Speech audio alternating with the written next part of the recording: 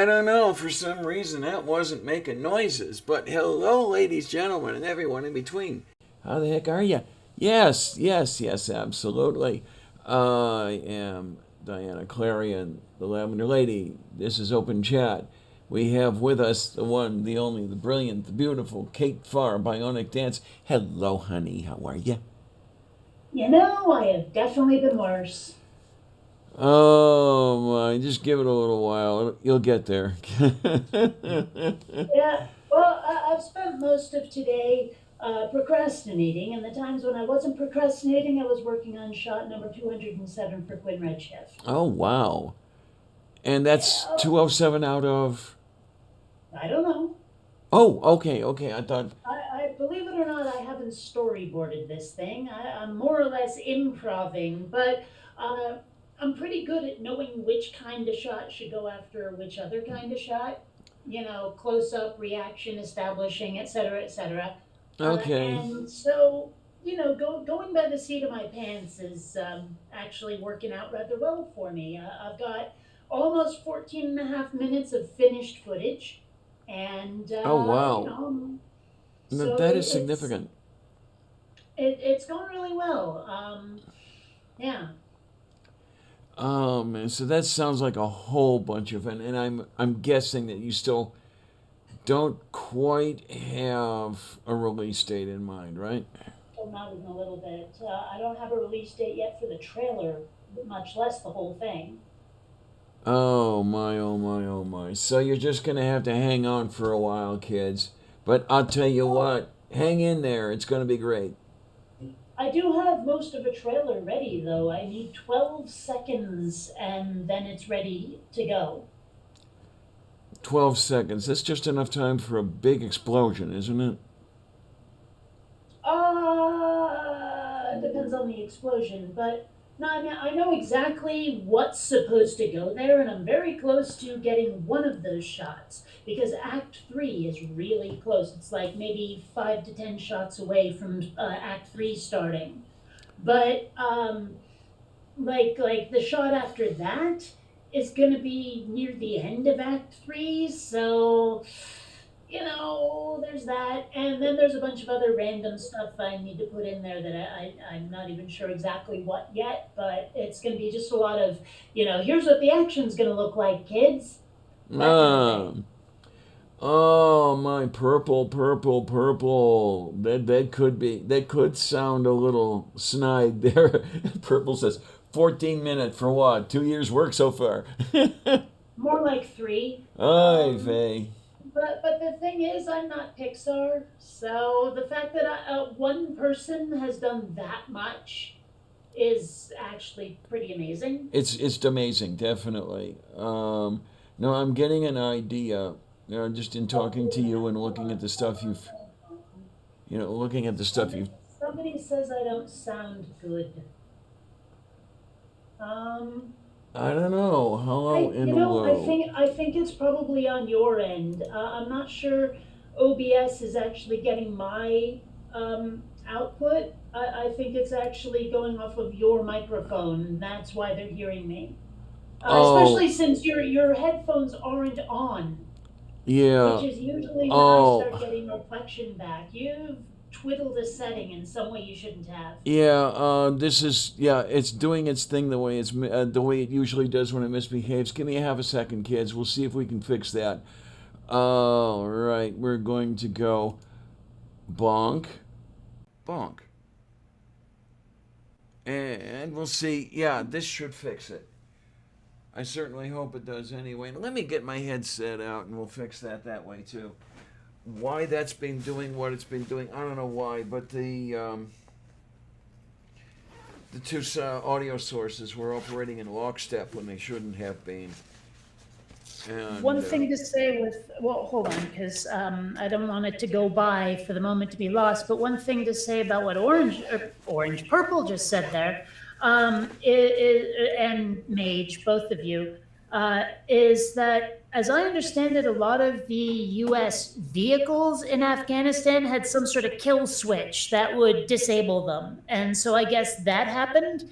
Um, Like they didn't get blown up, but I think they've been rendered inoperative. I heard that somewhere. But I Oh, also didn't okay. realize the sheer volume of equipment we left in Afghanistan. There's like thousands upon thousands of just vehicles and bullets and guns and stuff. It's crazy what we left there. Yeah, it is. And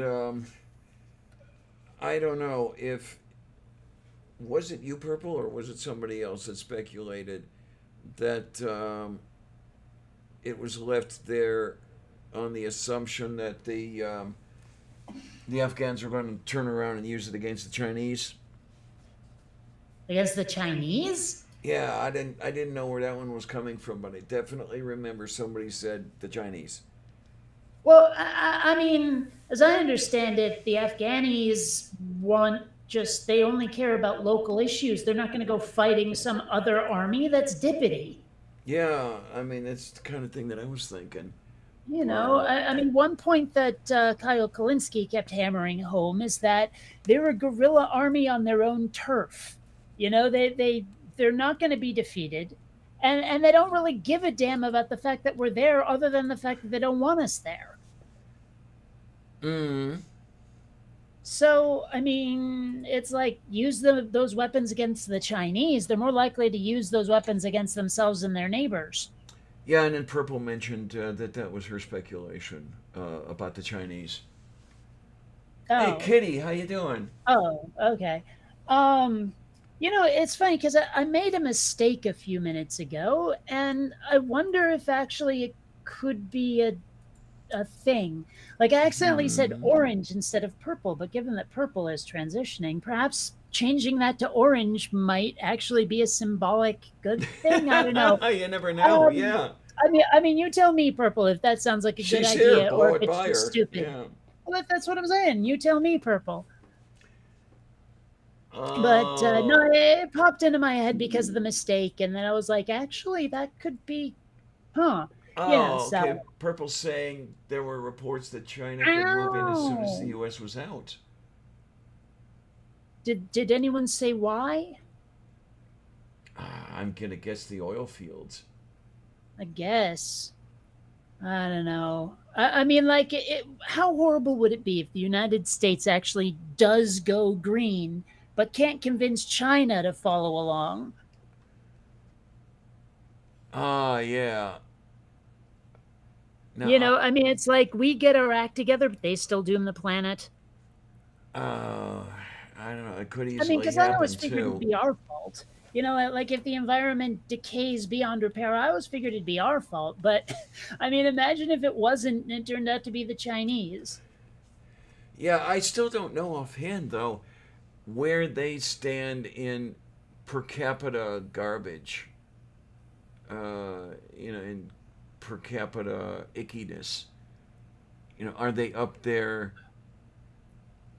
Well, if they were equal to the U.S. in per capita ickiness, they'd be putting out a lot more ickiness than we do. Are you trying to say carbon footprint? Well, not only the carbon, but all the other stuff too. Um, Yeah, but people would know what you meant if you said carbon footprint. oh, okay, because yeah, I mean this stuff I was thinking, the heavy metals and all the other stuff like that, Dude, heavy metal is awesome. Rock on. and oh my. Mage asks here how China is trying to heavily restrict online gaming for kids. I did China's not hear about that. China's restricting everything, aren't they? I mean, they're putting restrictions on the amount of restriction that they can do. I can think of a couple of reasons why they wouldn't want kids playing games, but I wonder what the real one is. I mean, Mage, did you hear why they decided to do it? Because the possibilities that come to mind are, number one, they just want to limit their contact with foreigners, Uh huh. right? So there's that. They want to limit information intake that might lead them to go against the party or whatever. The other reason is they might just not want kids to see the violence, maybe because they might foment rebellion and learn how. or maybe they just don't want a violent population. I don't know. But then again, don't they have to serve in the military like mandatorily? I'm pretty sure. So I mean, I don't know. I guess it's the limit contact of foreigners part. I can't think of any other reason. Well, okay, in the blurb over here from CNN 9 hours ago, China has barred online gamers under the age of 18 from playing on weekdays and limited their play to just 3 hours most weekends, marking a significant escalation of restrictions on the country's massive gaming industry. But does it say their motivation? I'm going into the article to see if I can find anything. Um, okay, authorities said that the restrictions were put in place to help prevent young people from being addicted to video games. Well, that's a bunch of crap. Mm. Um, so, okay, new rules are being issued at the beginning of the new school semester. Um, and there's pretty much the end of the article. No, wait a minute. No. Um, in recent months, China has embarked on a major clampdown on private enterprise, which has engulfed some of the country's top players. Initially, it appeared that regulators' main market was the booming tech sector, but lately has expanded to reach other industries such as private education. Um, yeah. So okay, like it only said, or at least Purple only said in the chat. I didn't hear it in the article that it's online gaming. Like, Yeah, yeah. sounds like you can game offline as much as you like, as long as you're not on the internet. Sounds like it. And that, to me, But sounds like but then restricting how are they? contact. But then how are they going to like say that this is about not getting addicted to games? They can't and expect to be taken seriously. Well, there you go. Oh, Mage said, just looked, and China produces nearly twice the amount of CO2 the US does. Now, is that in total tonnage or is that per capita? Because if it's per capita, God, we're fucked. Well, I guess my question then is, will the Chinese go into Afghanistan, or is that just right wing jingoistic fear mongering? Who can even tell anymore? That's the problem. The Chinese can tell. Yeah, but they're not talking. Still, my point is there is an answer out there somewhere, and I wonder what it is. Mm-hmm. That would be, oh my word, that would be pretty crazy. Would that capture Russia's attention, for example? And would you have increased tension across the Sino, well, it's not the Sino Soviet border anymore, but the Sino Russian border? Um, Yeah, this, I've this, asked this could this get many crazy. times before. I've asked this many times before, and I've never gotten a satisfactory answer. What the hell continent is Russia on? My understanding is that Russia is in Europe because my understanding, correct me if I'm wrong, because it wouldn't be the first time and it won't be the last. Russia is west of the Urals, and the Ural Mountains basically mark the divide between the European continent and the Asian continent, even though they're the same freaking landmass. I know. Well, here's the thing, I just looked it up, and it's in Europe and Asia. So, one country, two continents. All right, all right. It's also apparently a 14-hour, 15-minute flight. Not that I want to go, but it provided me that data. What, from you to Russia? Yeah, I mean, it doesn't actually say where the landing would be. I mean, it's a big country. Are they saying the first airport that I could possibly land at? Or are they saying Moscow? Oh, Jayokorosta. Not Uh, that it matters, because again, don't want to go. If I travel somewhere that's not the United States, I'm not sure where my first stop would be, but I can guarantee you Russia isn't even on the itinerary. I have some friends in Italy. Maybe I'll check that out. Although the way they describe the traffic, I'm not sure I'd get out alive. Would ha. love to see. Would love to see Japan. Wouldn't mind seeing Australia and or New Zealand. Let's see. Where else would I want to go? I mean, I've been to Canada, but it's still a big place, so I haven't seen all of it. Okay, I'm looking at Hmm. this stuff over here, San Diego to Moscow. Um, I'm seeing in the area of 17 to 19 hours.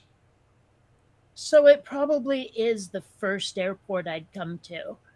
Yeah, could be, could be. I mean, just touchdown in Yakutsk or something like that. You know, that little necktie of land um, furthest east on the It Asian is kind of continent. weird when you do some sort of pareidolia thing on a map, isn't it? Yeah.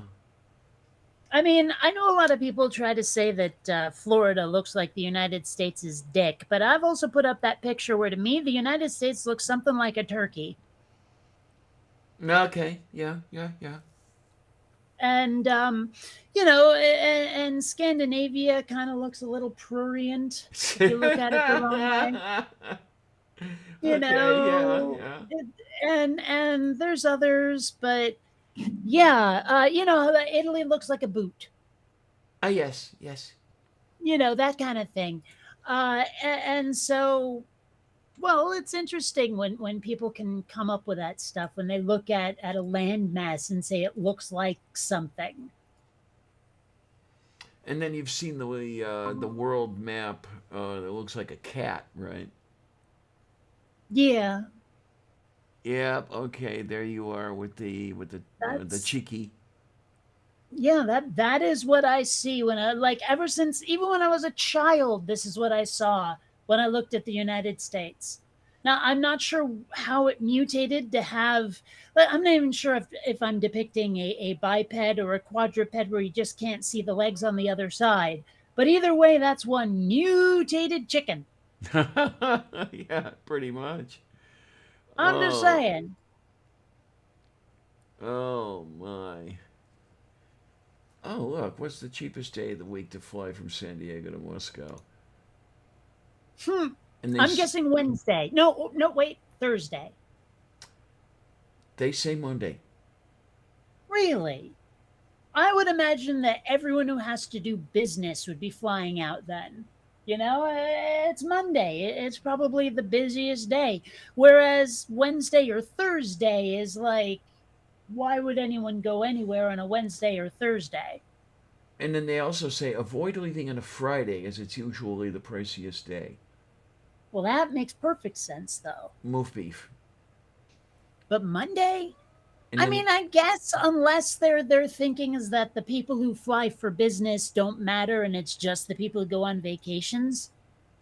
Actually, I guess they probably are thinking that because, like, the people maybe. who fly for business are on Mondays, and they probably already have frequent flyer cards and blah blah blah blah blah. It's going to be as cheap as can be on Monday anyway.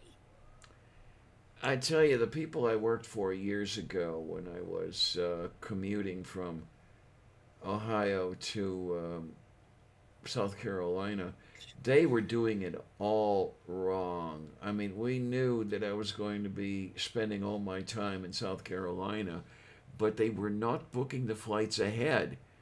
Um, they'd get the tickets Monday morning. I'd stop in the office and pick them up. It was craziness. Did you bitch? I mentioned it at one point, and I got a shrug as an answer. I would have bitched, but that's just me. I don't know.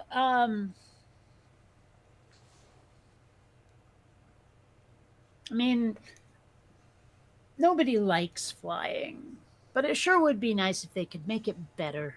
I loved flying. That was the thing. I felt right at home in the air. But of course, No, that's not what I mean. I mean the experience. I mean the seats. I mean the stewardesses. I mean the food. I mean the cramped and being around strangers and all that shit. I mean the experience of being in the air. I mean like how shitty it is to fly.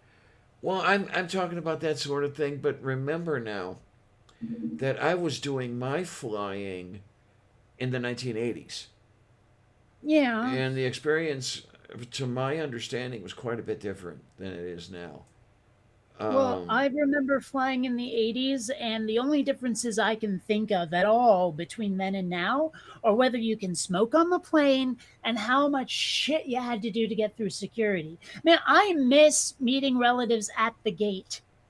yeah, You know, I miss that, but now you have to meet them at baggage claim or whatever. yeah. And it sucks, you know. But other than that, like really, I don't remember it being all that different. I know I flew to Florida to visit the grandparents and go to Disneyland or World, rather Disney World and Epcot. But I don't remember it being particularly different, other than the security and all those fuckers at the back smoking. Yeah, I was one of them. Yeah, well, I actually, in a way, almost wish we still had that, and I'll tell you why. Because I like being closer to the front of the plane. Yeah, I mean, sure, it means I board later, but it also means I get off faster. And waiting for so many idiots who do everything the worst possible way when it comes to getting off of the plane. You know, oh, let me grab my bag in a way that means I now have to reach over it to get all the other bags I left behind like an idiot. Yeah. Oh, let me do that. You know, it's like people just have no sense of how to get off a plane efficiently.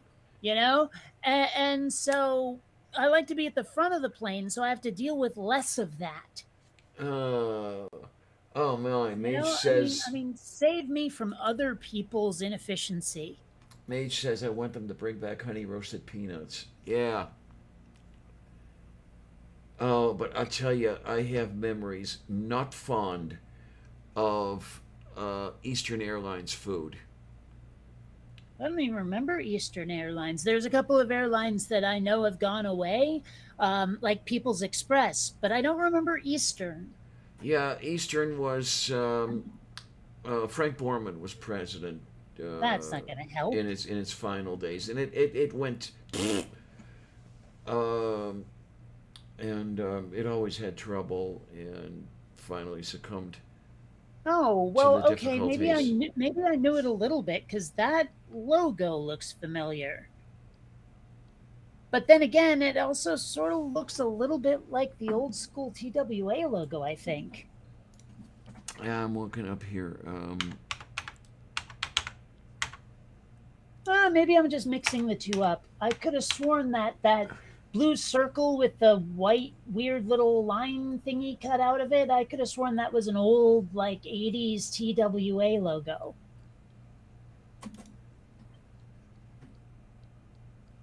Okay. Oh well, it really doesn't matter. Oh, there we are. Yeah, now I remember. Yeah, yeah, yeah. With the flying thing in the blue circle. Yeah. It also looks a little bit like Pan Am. Yeah. Okay. Yeah. You know, I mean, that one's blue with a lot of lines cut out of it. Oh my! I tell you though, it was really great. You knew you were in for a real treat when you saw the flight attendants bringing their own pizza onto the aircraft. Even they wouldn't eat the damn food. You know, it's weird. Okay, I will say when I'm on a plane, and if they have them, I will always go for pretzels. I don't know why. It's just always been my go-to, right? Um, but I wonder, are they really? Is it just the honey roasted, or are they not having peanuts at all? Yes or no? Which is it? I couldn't tell you. I haven't flown Okay, in. well, see, the thing is that like there was a thing I remember hearing about is if there's someone with a weapons grade peanut allergy on the flight, they won't serve peanuts. And I'm sitting there thinking, have they just stopped serving peanuts entirely? or is it just the honey roasted version? Easy on my note to knowing. You Oh know, my, so I Mitch. mean, because there was also like a whole thing of if a peanut can kill you, maybe you're supposed to die. Like maybe you should be out of the gene pool. That's like a horrible thing to say, but from a heartless, cold, scientific view, it might actually have a little bit of merit. You see what I'm Uh, saying? It's like I would never implement that, but I Ma- can understand the logic of it. Mage Deer says no peanuts at all. Damn. Yeah, it's probably. I wonder if anyone ever actually tried to like pull a prank where they spread like rubbed peanut dust all over the seats and so someone will get touch the residue or some shit. So they stopped Uh, peanuts entirely a while ago. Okay. Okay. Kind of funny. I was actually looking, and it turns out that there are a number of like airline logos that look similar. I mean, you can see right here this that Okay, one's there's. Eastern. Yeah. There's this Piedmont thing, and I don't know what the frig that is, but they all have that sort of upward wing shape with a horizontal bar going on, plus the circle here on this one. Mm hmm. And then of course you got Pan Am, another blue circle with white lines. So I'm sensing a theme here. I I. mean, it's kind of like they've actually done studies on which colors best attract the eye. It's one of the reasons why Blockbuster's colors were blue and yellow. You use those just right, and they grab the human attention like you wouldn't believe. If you look at like sci-fi and superhero movie posters in the last couple of years, you'll notice a similarity of format and color in all of them, and it's kind of almost creepy when you realize that's what's going on at like on what level they are manipulating. I can't fucking speak today. On what level they are manipulating you. Moo. It's just weird, just the tiniest little details. Oh, yeah, they pay many much attention to the little bitty details. Oh, that bird you were pointing out, that may or may not be Canadian Airlines, which would make sense. It would be a goose. Honk, I honk, honk, honk. suppose, but I would have expected a maple leaf and some red to be involved somewhere. The fact that it's blue makes me suspect it ain't Canadian. Then again, if the if the like I don't know, it doesn't matter. Then we got to see. Wait a minute. Uh, All yeah, right. the thing is, if they have banned peanuts on flights, what are people supposed to read? Garfield? Pretty much. Yep. I don't know. It's funny though. For the longest time, I just could not wrap my head around the fact that the comic is called Peanuts and not Charlie Brown. Yeah, I think for a while it was billed as Peanuts with good old Charlie Brown, but Well, maybe, but it was the Peanuts part I had a hard time processing. But then again, I might have got that from my parents because there were a lot of times they would call something by a name that it's not in some weird way. Like, okay, take for example, that comic strip about the little boy and his tiger? ah, yes, yes, Well, yes. I had never heard of those particular philosophers. So when I asked my parents, how do you pronounce that? They said Hobbes, not Hobbs. And it kind of made sense to me because of that E before the S. If it had been just Hobbs, it would have made sense as Hobbs. But because of that E, Hobbes was plausible, and it's what I was told. Right? Okay So then. it is. I still haven't shaken it. Even though I know the philosopher Hobbes, when I read that comic book, I hear Hobbes in my head. Okay, and I then. can't seem to stop myself. I can't stop myself. I don't know. Oh So, my word. so So Lufthansa also has a birdie, and the logo has been in place since 1963. God, that's an old logo. hmm. Well, okay, she was probably telling the truth. There's this ex friend of mine who I'm not entirely certain is completely sane. She said that her dad was actually the graphic designer who did that funky, forgive the word, Eskimo logo on Alaska Airlines. Oh, Although okay. apparently the guy who posed for it isn't like native at all. Wait a minute, we have a name for that now, don't we? For folks who aren't necessarily Native Americans. Fuck, there's a new acronym for it now, and BIPOC. Maybe that's it. No, that's BIPOC definition. Yes, indigenous. That's the word I couldn't come up with. Indigenous. There we go. That's the right word to use. Okay. I was going to say, Oh, that was driving me nuts. I could not think of that word. were they, were you to ask a Republican, they'd probably say Warren. But, Yeah. so I No, guess, but seriously, indigenous was the word I was looking for. I was grasping for it, and all that would come to my brain was like the wrong word to use.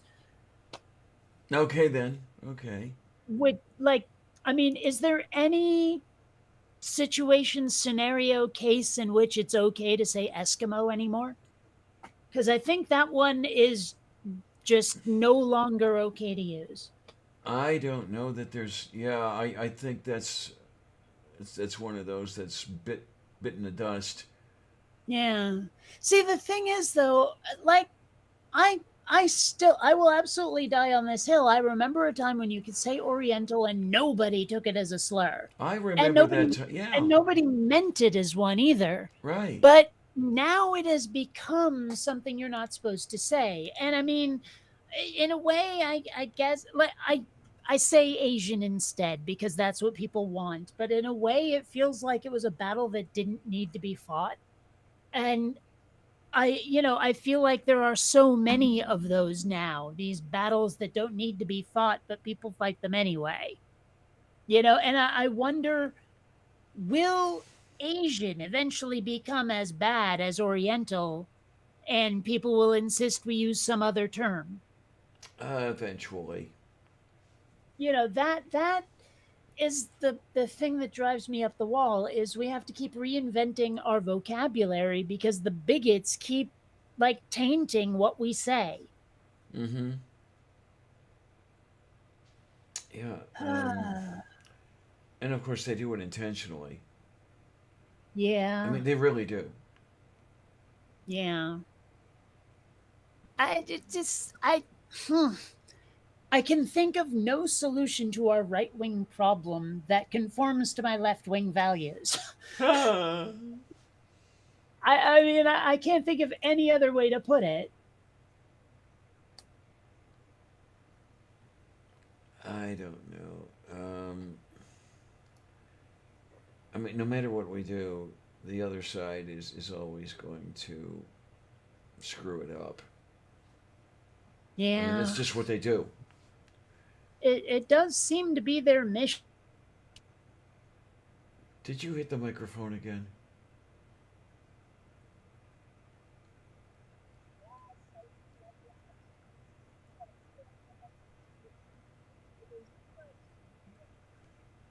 You're way down in the noise. Down into funk? Yeah, there you go.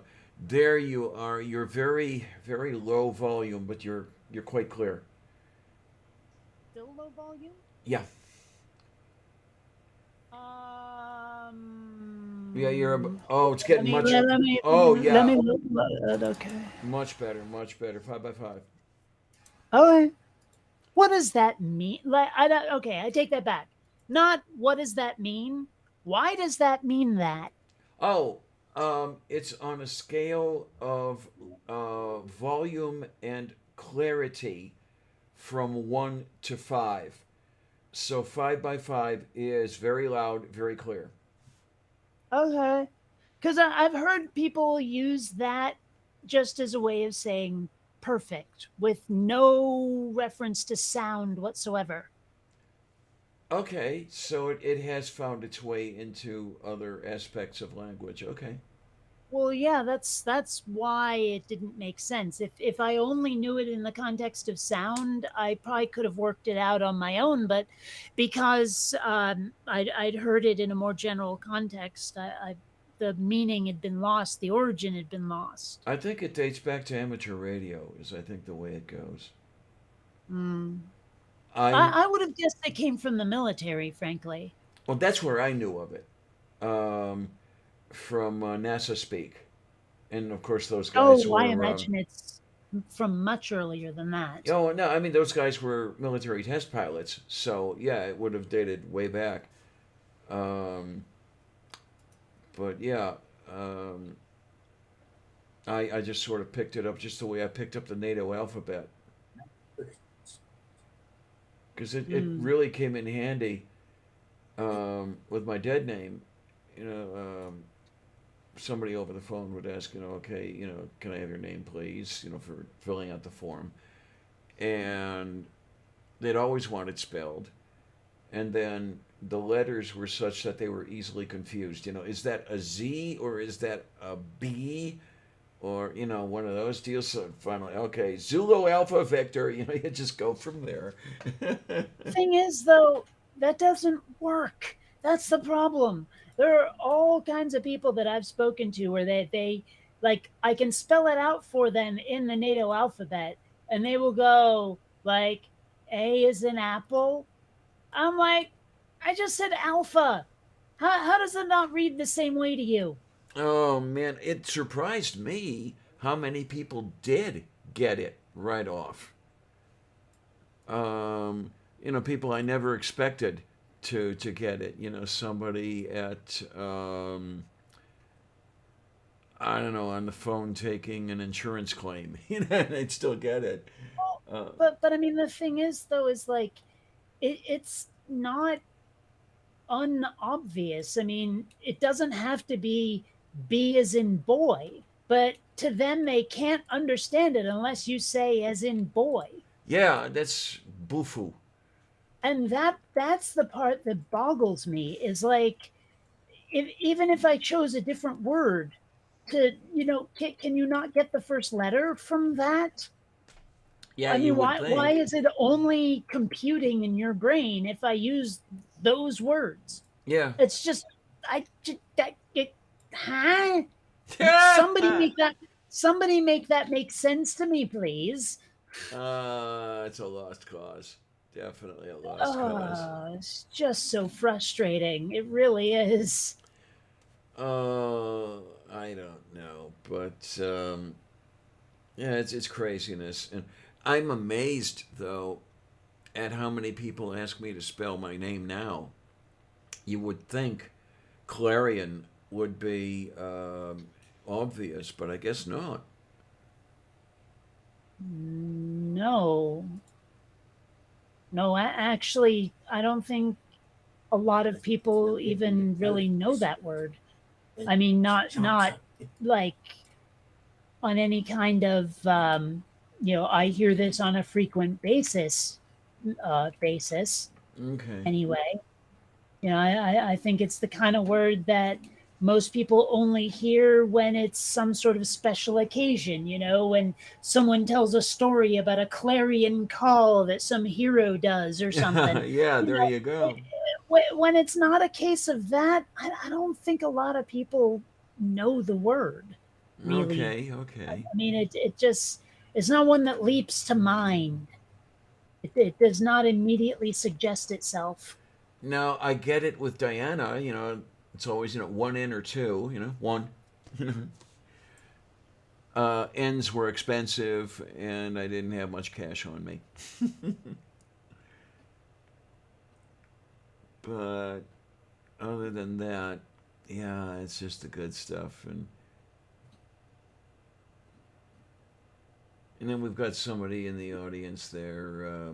I don't know if she's come up with a name yet or if she's still working on it. Oh, are we talking about who I think we're talking about? Yeah, we're talking about Purple. Okay. Well, you never know. I mean, let's face it, there's a lot of trans folk around these days. That's amazing, isn't it? I don't know. They were all hiding in the woodwork and then just all decided to come out all at once. Is that it? We're being overrun by transies. I started something. I don't know. Oh, they were around long before you were. Hell, I I know. remember when ZJ was an atheist. Oh, I remember those days. You know, I'd say ZJ was probably the first high profile atheist trans person. But then, like, you know, she went not really atheism at all anymore. So Yeah, huh? does she even count in that regard? I don't know. Only to 10. See, you think you're funny. Well, actually, the entire line is only to 10, Mudhead. What? It's from one of my old 1960s drug comedy albums. Okay, if you Um, say so. yeah. Oh, what do we have here? Maid says I had a cat named Claire. She disappeared on me. Oh, I think someone took her. She was eaten by a coyote. Oh my. Sorry, say that again. Yeah, Maid said I had a cat named No, Claire. no, no, no, no. Repeat yourself. I The had, last thing you said, say it again. I think someone took her or she was eaten by a coyote. Okay, I guess I heard something else. I could have sworn the word shelf was involved. Oh, okay, moof beef. Oh, Uh, Purple says I'm going to be going by Tarragon. by what? By Tarragon. Okay, now I have a question. Yes, dear. Are we going to be pronouncing it like you just did, or the way most people do, which is tarragon? I guess we'll have to ask Purple. I guess so. Get in here and tell us all about it, would you? Uh, because in Dutch it means little dragon, and baby dragon was what Purple's fiance called her. I see. Baby dragon, do do do do do do. No, I'm gonna get myself killed. I know. Well, you know, if it hasn't happened already. Oh man, I tell you, the world and life have been out to try to kill me, and they haven't succeeded yet. Damn it! I don't know. Some people. Here, what we're gonna do? I'm gonna. There it goes. I'll paste that in your little DM just in case you want to stop by. Yay. It is the open chat after all. Purple missed your question, Kate. Pronunciation, specifically that last terminal syllable, because Diana says tarragon, but most people I know would say tarragon. Oh, and then What do you want, Columbia? oh, that was Columbia. Okay. Yeah, I think she realizes it's quarter of feeding time, and she bitches and bitches earlier and earlier, as cats Oh, do. look who's here. Hi, Amanda. Oh, hey. Seems like it's been a while. Yeah, well, did I see something, Amanda, where you said something about having been in hospital?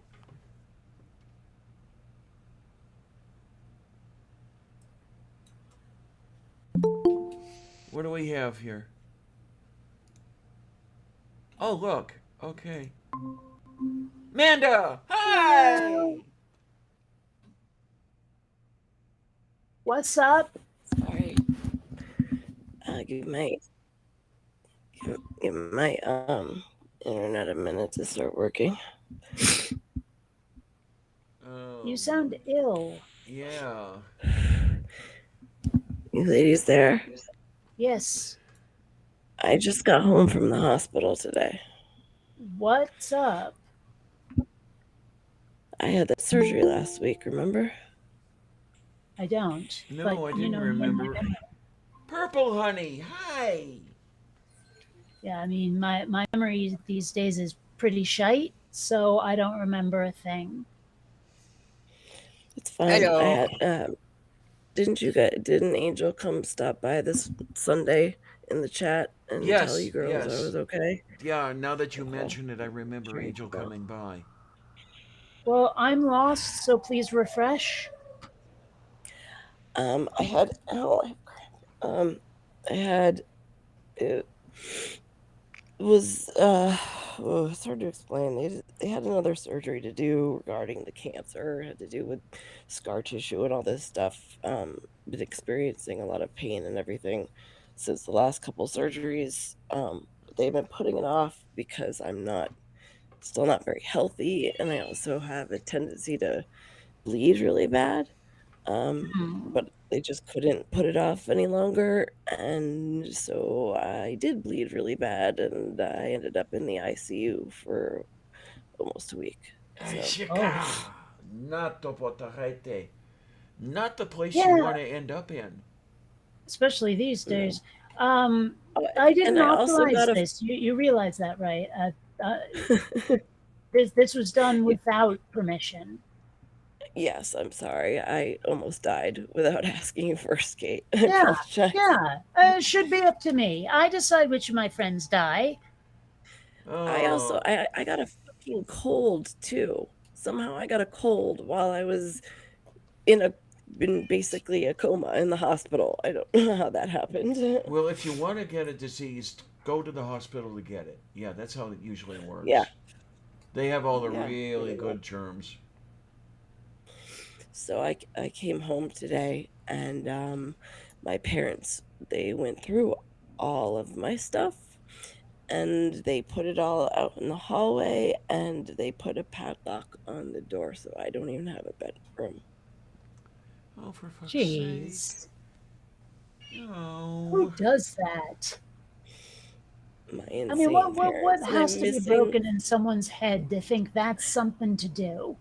I'm missing like a bunch of shit too. Like she took my weed, and Angel, was pretty much like, no, it's her medication. It's prescribed to her. You can't do that. The weed and the pipes, and she was like, no, no, I'll give it back. But if of course she won't. She won't give it back. And I don't. If you're I'm going to give missing it so back, why much take stuff. it in the first place? Jesus. What? I said, if you're going to give it back, why take it in the first Yeah. place? No, she's just being awful. Like I Yeah. don't know. And like one of the things though is that my father had to handle my dildos, so that cracks me up. All Like a whole right. fucking bag of dildos sitting on the stairs. Like, you fucking nasty perv. But Angel's bedroom it's the bonus room, and it's above a 2-car garage. So it's really big, and we have another mattress. So he's gonna sleep on the floor, and I'm gonna sleep in his bed until we can get out. Or actually, I'm probably gonna kick down the door, but I have to wait until he's not in the house because I don't obviously want to hear it. But that will still be a couple days until he goes golfing. If I have the strength to be able to, I don't know. I can barely. Well, depending Not on right what was now. sliced, I don't know that I'd recommend doing any kicking. Probably not. I don't know. I know Have that. Angel kick it down. Looks like he's in good shape. There you Yeah, go. that's That'll probably a work. good idea. But I just like they want me to react. They want me to say something. They want me to fight. So he has an excuse to be able to put his hands on me. So I haven't said anything. Yeah. I'm just not going to. So I don't know what else to do at this minute. Yeah, So Mage says I think, bolt cutters could help with that padlock. but they put a new knob on the door too, as well. So the door has a knob, or door has a new key lock or whatever. Yeah. Wish I was closer. I wish anybody was closer. I'm. Oh, it's just in it. And that's sick. Oh, sorry. There's no need to apologize. None.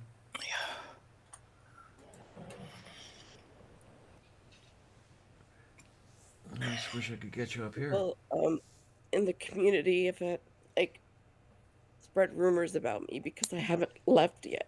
Well, this is why, because am so weak and sick, and I'm alone. How am I supposed to move me and my child to a new place by myself? It's just hard. But I don't have a choice now. I can't do it. Sorry.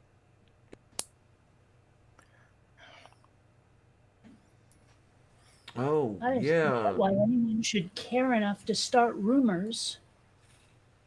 I mean, that just seems heartless. Amanda, there is no need to apologize, okay? We get it. We get it. People who I thought were my friends too. Well, Not there's even the bothering one. to ask me about it, just saying stuff behind my back. There's the one that ogs my foo. Yeah, it's when people who were ostensibly once friends start pulling that shit. I mean, they've got to know that there's circumstances. Well, that and there's just simply no value in doing it. Right. And what are they getting out of it? Maybe Well, one a of them cheap was going to thrill, make I a guess. video. So I don't know, I maybe. don't know who wants to watch a video about me. It's not like I'm a big person in the community or anything, but they were going to make me clickbait. So Ugh. and get one of the Steve McRae crowd too. Oh, course. lovely. Yeah. What, honey? I'm sorry. I didn't mean to come in here and be I'm involved. not surprised it's Right. coming from the Steve McRae gang. Yeah, they love their internecine drama. I don't know. I'd swear they were Eastern European. I mean, that's what my my roots. Well, adoptive roots, but still. I mean, that's what the people who raised me were like. They would love to talk about people and everything else. Oh, interesting. Yeah, that's my father's side's the same way. Yeah. Yeah, that's the that was the whole thing about the male slimy bastard and me, because yeah, his thing was you humiliate us, and what he was saying was, I'm afraid that people are going to talk behind my back, so you see how much it goes on there, and yeah, you've dealt with it, Purple, and I guess I don't know. I don't understand what people get out of it, but they seem to. I mean, I guess in a way it's probably just the thrill of having some power over somebody, sort of a like just that sort of thrill of knowing I can make you react to me Yeah. kind of thing, I Mm. guess. Well, yeah, clearly, a lot of people, it is just a power trip thing. It is to feel that they're in control. I don't know, like, if I've just not been through enough. Like, I mean, I don't know. I don't know why. I don't think I'm a bad person. I don't didn't think I've think hurt you were a bad anybody, person. at least on a purpose. So I don't know why people feel the need to talk about me this way at all. A couple of them were trying. They're like, "You need to make a video and explain it to everyone." I'm like, first of all, I never wanted to come out publicly with this anyway. And I've said this before, talking here with you guys is different. This isn't a huge public thing. This is my family. You guys are my family. But like, It's just, it was, I never wanted to do this to begin with. I didn't even want to do the fundraiser. I finally gave in. And like, just, I don't like talking, telling people publicly what's happening. It's not really anybody's business. I'm going through enough right now. Sorry. But when John found out about it, he was like, no. He said that he would absolutely come out, back me up if I wanted him to, which I wouldn't want to get him involved, but he's literally been here every day through all of this. He's heard it all. He's seen it all. He's been my fucking rock. So he knows everything. And he knows, he knows the truth of it. And I don't know about you, but I don't think I would want to have a come up against him in the community. I don't. So, sorry, I'm just. No, the only one who has anything to apologize for right now is me, because my brain turned some of that into the worst puns ever, and that's just heartless. Please let me hear them. I want to hear the puns. Well, when you said that John had been your rock, I wanted to ask you if he'd also been your island.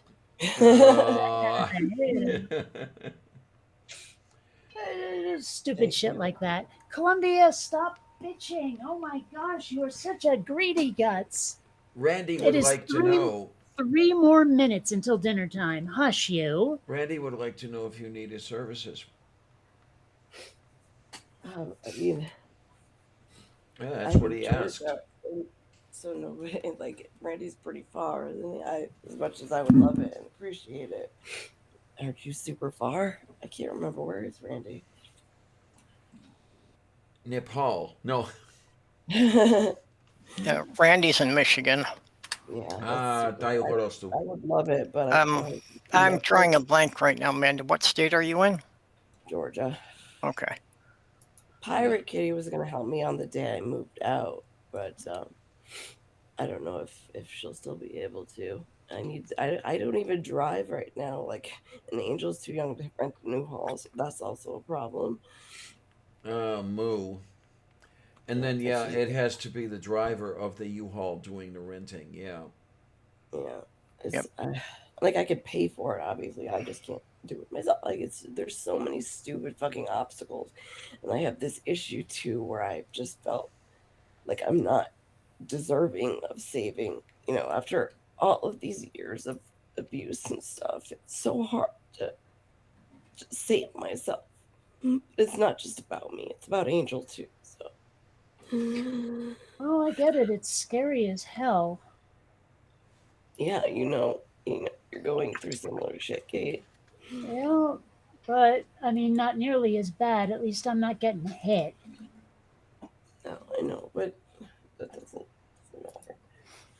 matter. But I mean, Well, conceptually, at least I get it.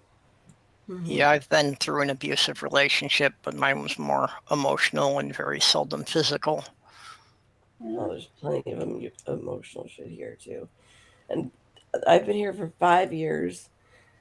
The 2 years before I moved here, I was it was a 6-year relationship, but the last 2 years got abusive, physical, and all the rest too. So I've been 7 years.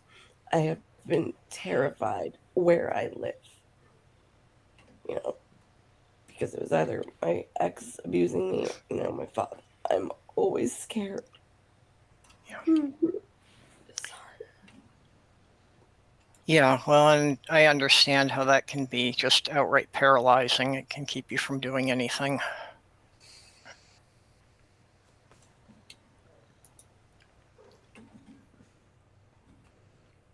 And here's somebody who wants all the love.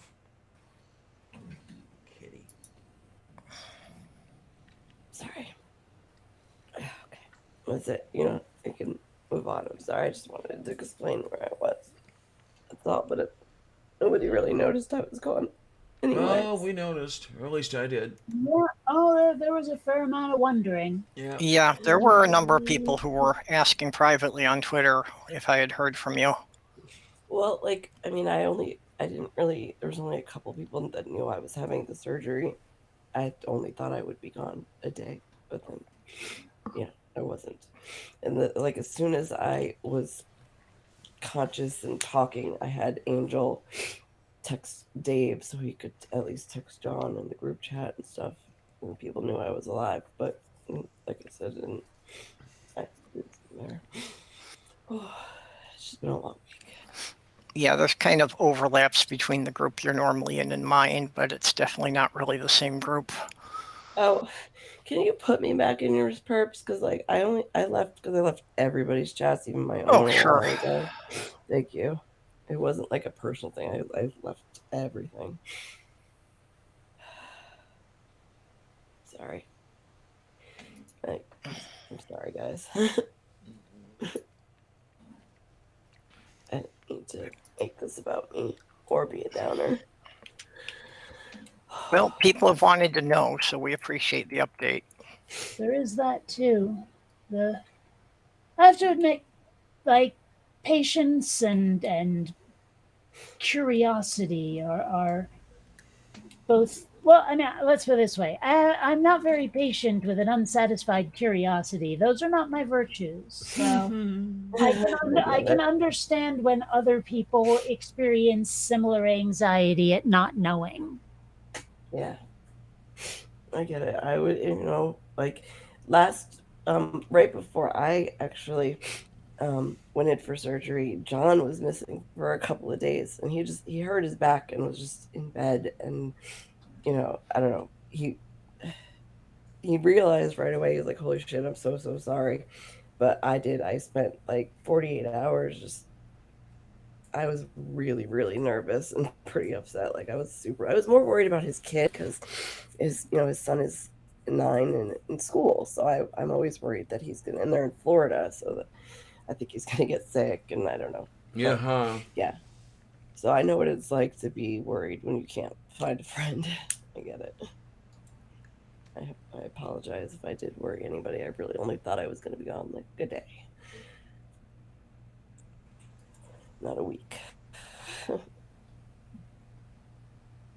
So what did I miss in the meantime? What have you all been up to this past week?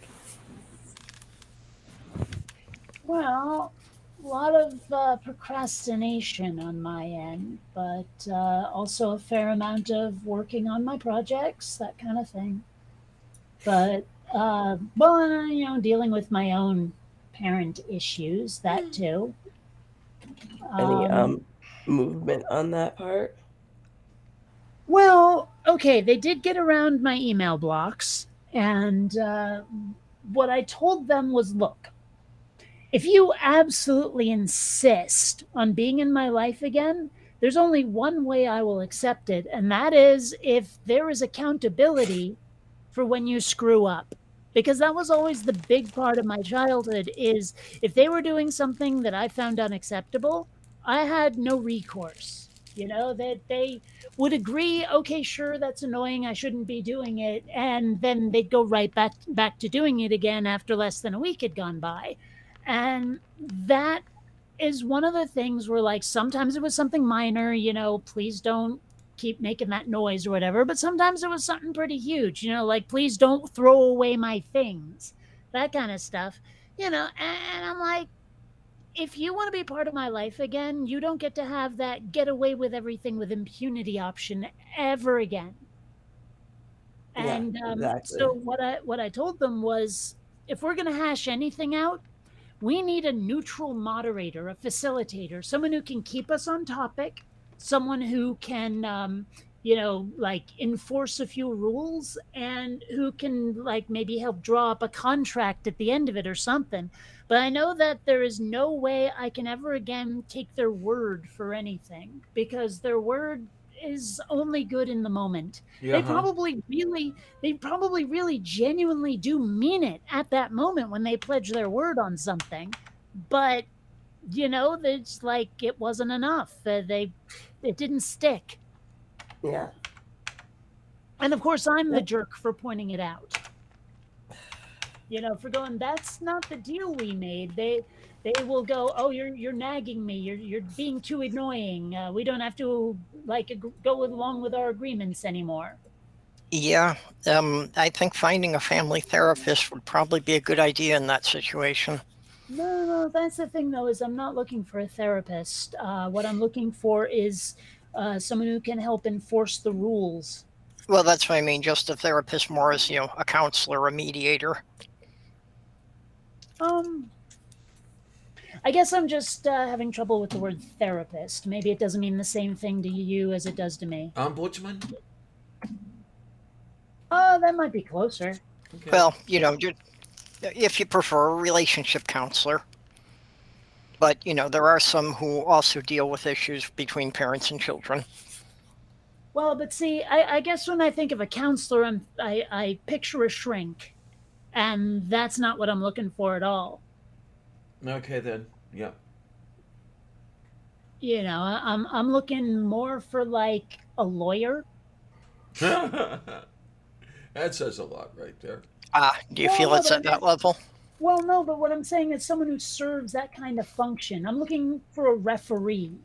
Like I'm not looking for someone who will, ask each party, well, how do you feel about that? No, I'm looking for someone who can put their foot down when it needs to be put down. Who can Well, say, nope, nope, nope, nope, nope, this is going off the rails. We have to, like, everyone has to shut up until we figure out what we're supposed to be talking about for realsies. Yeah, I know what you mean. well, since it's not actually like a court issue, maybe you could find somebody who's a paralegal who could, draw up agreements like that. Something, but I mean, even just during the getting to an agreement part, someone would need to be there just to make sure that it doesn't, because the pattern is usually we argue about how to even talk about anything, and it just goes to hell from there. Need someone to step in and say, "Go soak your head," when that sort of shit starts to happen. Okay. I kind of get it. Yeah. Just someone who can say, "No, no, that's a deflection," or Kate asked you a valid question, fucking answer it. That kind of thing. Yeah, I do think that, yeah, if you found a paralegal familiar with contract law, that I'm sure that they would have had some training in that about how you negotiate the agreement before drawing up the contracts. Well, if that's what a person does, a paralegal does, I always thought they were just, the person who does the paperwork. But if that's what they do, then sure, maybe that's what I'm looking for. Yeah, the paralegal does the grunt work, and a lot of the grunt work is in drawing up the stuff and things. Well, most paralegals are usually law students who are like doing an internship. Hmm. Man, I am so glad I never went down a career path that requires an internship. Those sound like just absolute murder. They usually are, to my understanding. Yeah, you get worked to death, basically, and you're Yeah, supposed to unfortunately, appreciate it. I think it was more of a better system decades past, and the more and more it's gone on, it's gotten more and more abused. So basically, they're just exploited for free labor. Like everything else, really. I mean, that does seem to be the way the work environment is headed. Well, I think it is that, the more corporate it's people. gotten, the more managers are worried about, what's going to be their bottom line for this quarter and no regard for the long run. Yeah, that's been like one of the things I've been trying to scream from the rooftops is we have a systemic problem here. It's not just that. And I mean, that applies to a lot of things. I mean, hell, it applies to the problems I'm having with my parents right now is, they would always say they were sorry for something, but they would never stop doing the thing they were sorry for. They would never recognize a systemic problem. And that's been the problem with this country, Oh, here too, we is go. that there are systemic problems that people don't want to deal with. They just want to, if they deal with anything at all, they deal with the moment and not the long term. Yeah. Yeah, we only have band-aids. We don't have surgeries. Yeah. I found Actually, that one thing, I forget if we were talking about this in the green room or after, but um, like I was wondering, we talk a lot about vaccines. I can't remember hearing anyone mentioning a cure for anything, like not just COVID. It's been a long time since I heard, oh, you got that disease? Here, take this and it'll make it Mhm. better. It's usually, here, you should have taken this before to prevent it. It's Mm-hmm. just weird. Like, I know there's cures for things out there, you just don't hear about it anymore. Well, anything Yeah. that's bacterial, they usually have antibiotics to treat. Yeah. A Well, virus, there well, isn't really a lot they can I do for wasn't treatment. talking about the existence of them. I was talking about the frequency with which they're mentioned, like, Yeah. in public discourse. Yeah, well, most of the things that have come up that have become, like epidemics have been viruses, Yeah. which, a virus, they can really only treat the symptoms. They can't really directly treat the virus, so there isn't really a cure. Yeah. I really yeah. would like to see like a movie like Outbreak or one of those other sort of pandemic-y movies where it's a bacterium. They're fighting bacteria, not a virus. Yeah, that would probably work well with one of the zombie movies because there actually are like, fungus that can have like, turn some animals into zombies. I just think that'd be really, it's such an easy way to shake it up because it's always a virus. Yeah, well, just because viruses spread more readily. Well, I mean, it seems like lazy storytelling. It's like, oh, hey, remember that thing someone else did before in a story about a pandemic? Yeah, that was a virus too. Yeah, a lot of them are just pretty much retelling the same stories. Mm-hmm.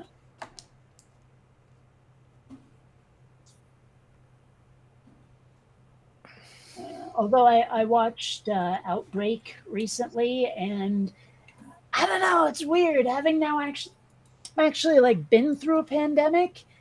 They got a lot right and a lot wrong. It was an interesting watch. Yeah, I've actually been kind of thinking about going back and like watching the first 2 or 3 seasons of The Walking Dead again with a different perspective. Angel and I were just finishing that up because we wanted to rewatch it before the new season came out, and we hadn't seen the last season anyway because we kind of gave up on it. Yeah, I kind of gave up on it after like the 5th season. Mm.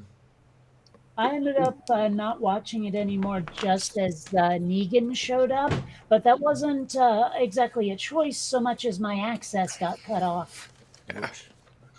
Well, I mean, it wasn't so much that. I'd been watching it, like, I think I was pirating it or something, and then, like I got all the way up to whichever season they had put up, and, then I sort of stopped and never went back. Yeah. Well, the big part for me was, I was never that big of a horror fan, but my fiance was a huge horror fan, so was watching it with her. Yeah, I don't know. I liked zombies better when they were magical instead of diseased. What do you mean magical? Well, like, someone gets a Book of the Dead out and summons them instead of it being a disease. Yeah, Like- necromancer like, things. Well, like the Evil Dead. Yep. Yeah. Those zombies. Gotcha. Yeah. Because everything's just been The classic they're zombies from the black and white viruses era. But and I missed when they were slow and shambling. The zombies that can sprint fast just seem zombies are so cheap. bullshit. Yeah. Zombies Yeah. are bullshit. All right. I gotta get going. Angel wants to spend some time with me. But I Okay. just wanted to come say hi to you, lovelies. I missed you so much. Well, thank you for coming by. Yeah, because we always have the concern. We always worry about you. Yep. Well, I Thank got you you back guys. in my chat, so you can drop in anytime. Thank you so much for always being there for me, the three of you specifically. I love everybody in the chat too, but you guys are always here for me, and I cannot tell you how much that means to me, really, truly. Well, it doesn't cost us anything to do it, and it just keeps paying back tenfold. Dayo Korostu. That means so much to hear you say, Kate. Thank you. Sure. I will chat with you lovelies later. Good night. Okay, honey, take care and rest up and heal up and all kinds of good stuff. Yeah, be well. Yeah, or else. Yeah. If you die, I will hunt you down and kill you. Yeah, if you die, I will never speak to you again. Oh, threats. I don't know. Well, you know. Oh, Yeah, I'm but about as good with threats as Slatterbart Fast, but okay. But as long as we've got the news here, I was talking this afternoon to a wonderful person from the Starzl Transplant Center at the University of Pittsburgh Medical Center, and we got a few things taken care of, and I'll be spending Friday at Montefiore Hospital getting poked and prodded and stuff to begin the screening procedure. yeah, I've got to go and poke them. They were supposed to get back to me about what kind of tests I need to get taken to see if we're compatible. Foo. But I thought I was supposed to hear from them last week, and I still haven't heard anything. Yeah, I had a little bit of a problem with that too. I'm thinking that maybe they're having a whole bunch of stuff on their plate and everything else, and yeah, maybe they do need to be pruded. I don't know. Isn't it kind of cheating to know what's on the test before you take it? Yeah, pretty much. Well, actually, that was the interesting thing. In my Intro to Neuroscience course, when I was at school this last time, we got all of the test questions before the test. We got a set of maybe 10 questions. There would be 3 questions on the test, and they would all come from those 10 questions. So we were encouraged to take a room at the library and sit around the table and hash the questions out. Were the questions just supposed to be that difficult, or what? It's not that they were difficult, but they took some thinking. They were not trick questions, but they could be tricky, if you get the difference. I mean, I do, but I guess.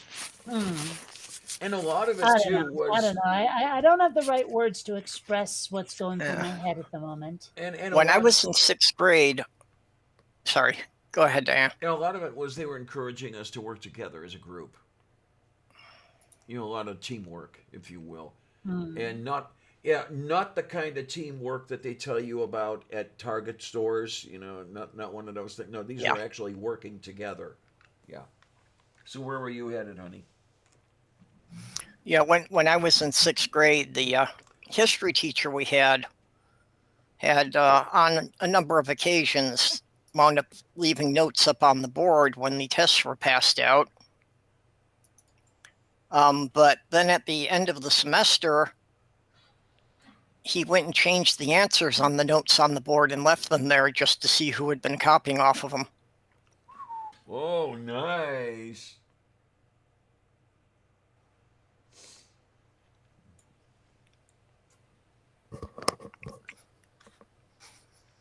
Of course, with my eyesight, I couldn't see the bulletin board, so or couldn't see the chalkboard, so it didn't make any difference to me. Oh man, but we had some really good times. You know, like I say, you take a study room at the library, and there'd be about 6 or 7 of us around the table, and just, well, what about this idea here? And what if we do this? You know, and the whole thing. That sounds like it'd be a lot of fun if you had a tight group together for that sort of thing. I never had any kind of study group like that. And we were tight. I mean, it was, I loved that department because we knew each other well. We worked together well. I don't think there were any of us who didn't like any of the others. And I'm talking about the majors. You know, there were other people in the classes and everything else. They were weird. But, yeah, there were only, I think, maybe a dozen majors at the most in 4 years worth, God, we really worked together. I miss that stuff.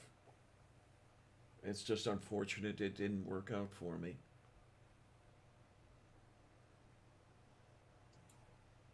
Because I had my heart set on a PhD, and unfortunately, I didn't get one.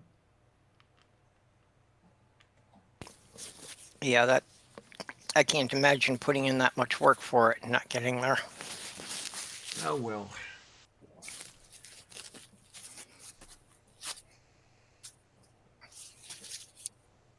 So anyway, before Amanda came in, Kate had asked.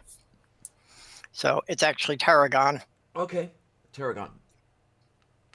Yeah, which there's some kind of bad math joke in there about it being a geometric shape with 1 times 12 to the 10th sides. So, I don't suppose it's going to be a case of going by Terra for short, or do you want us to Yeah. say the whole thing? Well, online it's still going to be using purple mostly, so everybody's used to that already. Actually, it's a problem I'm having that I'm not learning to respond to the new name because nobody calls me by my name. Literally, aside from sitting in the doctor room and the nurse calling me in, that's the only time I hear my name. Well, what about the mostly silly idea I had about changing from purple to orange? Yep. There were a number of people who mentioned that, and actually I had created a private Twitter group called Helping Purple Turn Orange, which was just, group with all my trans friends in there. Ah. Oh, for crying out loud. Oh, you're right, actually, Columbia. I am 22 minutes delinquent for feeding you. I'll be right back. Oh my lord, 22 minutes. That's forever.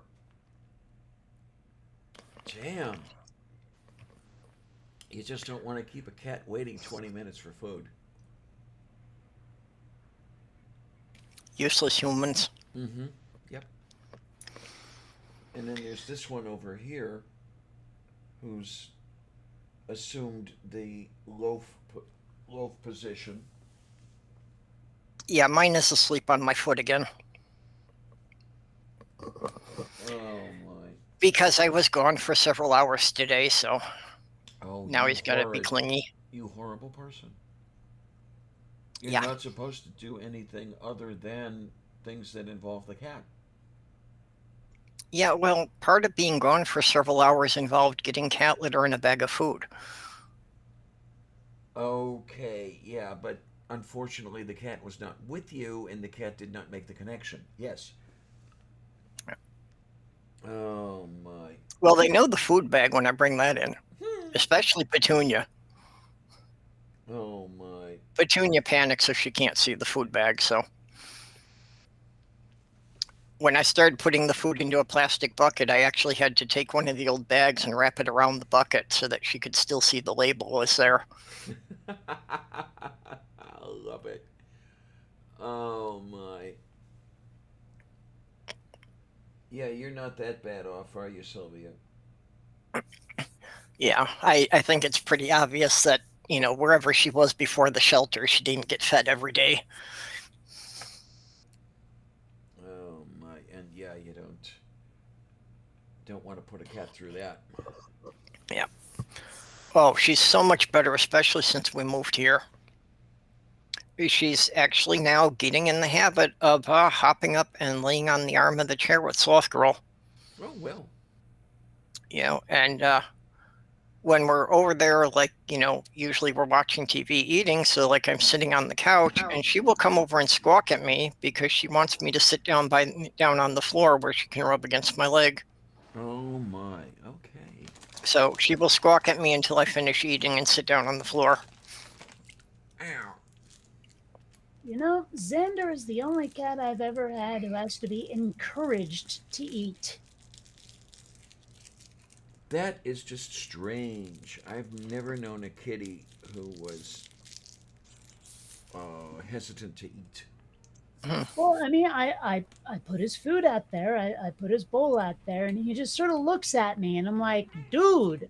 And he looks at me again, and I'll say, Xander, Manja, Manja, and he still looks at me. And finally, I just pick him up and drop him in front of the bowl, and then he starts to eat. I mean, what kind of little rat bastard kitty are you who doesn't want to eat right away?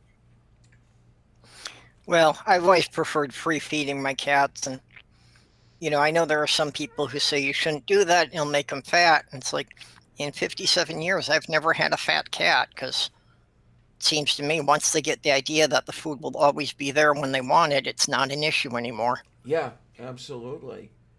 Well, what I've noticed, though, is that I live in Southern California and there are roaches. Okay. Okay. So free feeding cats, bad idea. Well, with the dry food, the bugs usually don't bother it. That's not the case in my place. I was keeping a bunch of dry food, bunch of kibble inside of a cookie jar, and they were all over it. Those bugs love cat food, love dry food, love it. Is it pretty high humidity there? No, it's a fairly dry heat. See, because insects have no saliva glands. Unless it gets moist, they can't taste it.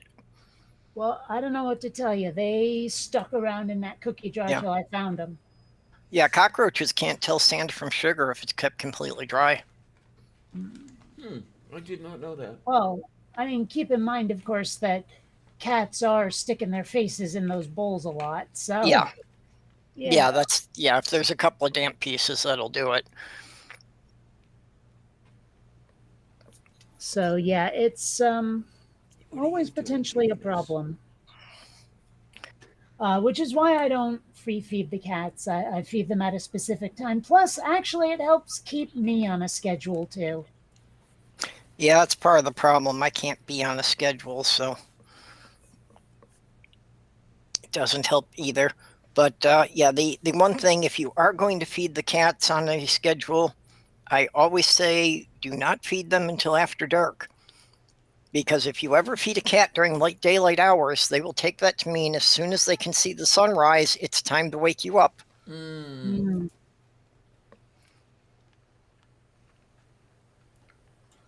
Well, Columbia certainly got that into her head at one point, somewhere, somewhen.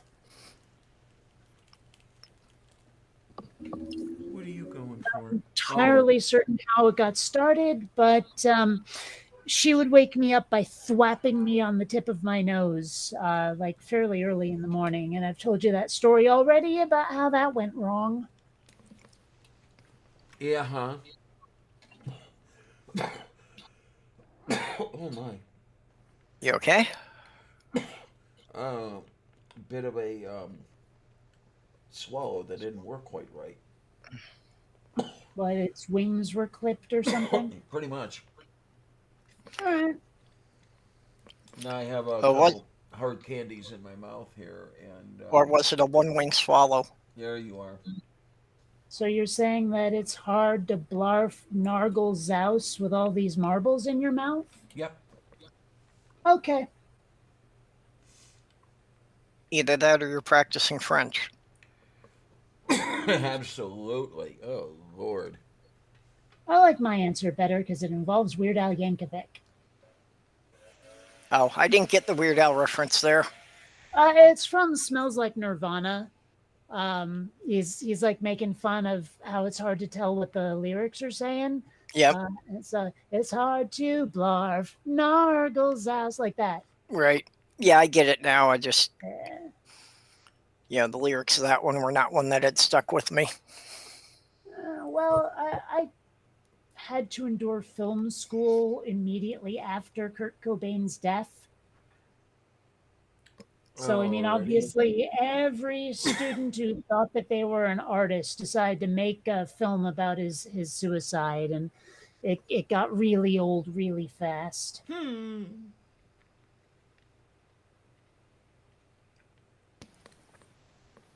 These are my notes, you knowing.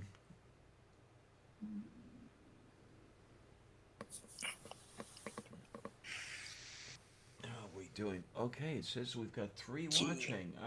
I applaud you people for sticking around. I really do. Well, like I say, I have realized recently that what YouTube says watching doesn't mean anything.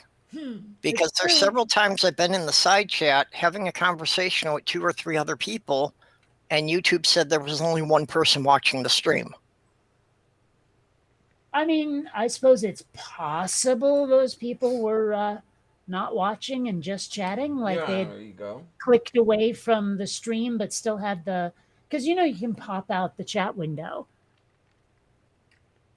Well, no, because they were all responding to what was being said in the chat, so Okay.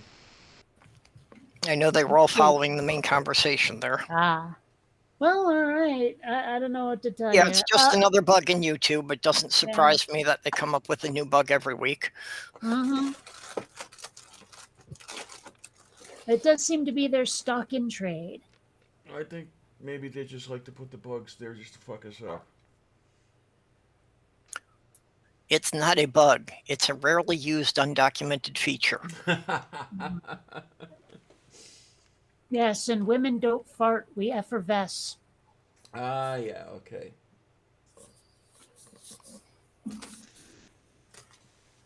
Oh. Mage says, I see 3 watching. I might be the only one in here. Yeah, you might be. Well, I'm still logged in on the YouTube too, so I'm sure it's counting me. Well, And then if Randy is still around. Or if it counts people in the chat, or if it counts people in the stream, or both, or all 3. Well, if you're only in the Google chat and you're not logged into the YouTube stream, it doesn't count you. Well, okay. But it should count everyone. It should count everyone who's got the YouTube chat going in a window, even if it's in background. Well, let's put it this way. I opened the stream. I popped out the chat window. I closed the stream but kept the chat window. I don't know how YouTube counts that. Yeah, I'm not sure in that instance. See, I still have the YouTube, going in background in another window. Okay, then. No, I only have just because I had chat never window up. Yeah, I had never tried that, and I never knew if closing the window was going to close the pop-out chat with it. Nope. Okay. Yeah, what's kind of nice here is having the 2 screens. I can have the YouTube page focused, and then I'm seeing the other stuff going on the other screen. It doesn't have focus, but I can still see it. Well, I could have multiple instances of this particular broadcast, be it the YouTube stream or the Meet window or whatever, up at once. It's just there isn't a lot of utility to doing so. Yeah, I haven't found a practical application to it, but I did find out that, I can have a YouTube stream running in 3 separate accounts at the same time. So it would look like I'm 3 people on there by having different browsers active. I was going to say you had to have, could you have 3 instances of the same browser, or did you have 3 different browsers? Yeah, no, I could be logged in under 3 different accounts on Chrome, Firefox, and Internet Explorer. Gotcha. I can actually log into multiple Google accounts on the same computer, even the same browser. I have 2 instances of Gmail up right now, and they're both different email addresses. Well, and I've tried to do that through Chrome. As soon as I log into the second one, it seems to close the first one. Now, are you doing this in different tabs? Yeah. Well, I don't know what to tell you. It works fine for me.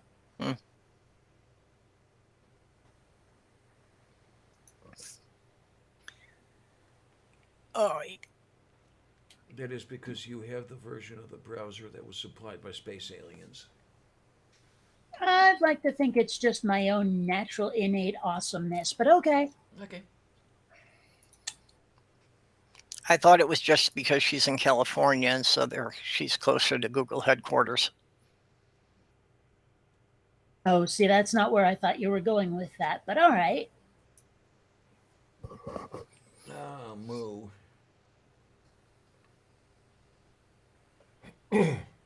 She's California dreaming. Yeah, Mage says he's logged into 2 computers, but only counts as one. Yeah, I think basically that, Google or YouTube is only concerned with how many accounts there are. So if it's the same account logged in on multiple devices, it still only counts as one. Well, but I think if I worked it right, I could have like 2 instances of YouTube up using 2 different email addresses, 2 different YouTube accounts, watching the same stream at the same time.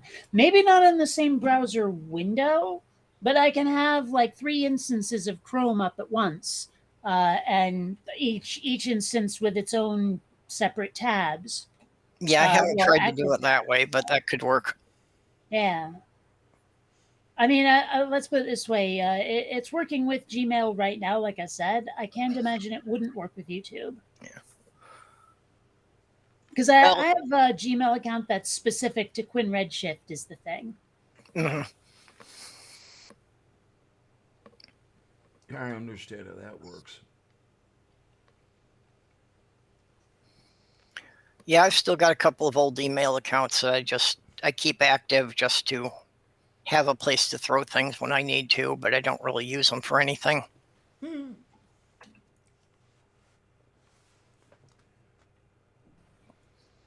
Mostly they're like,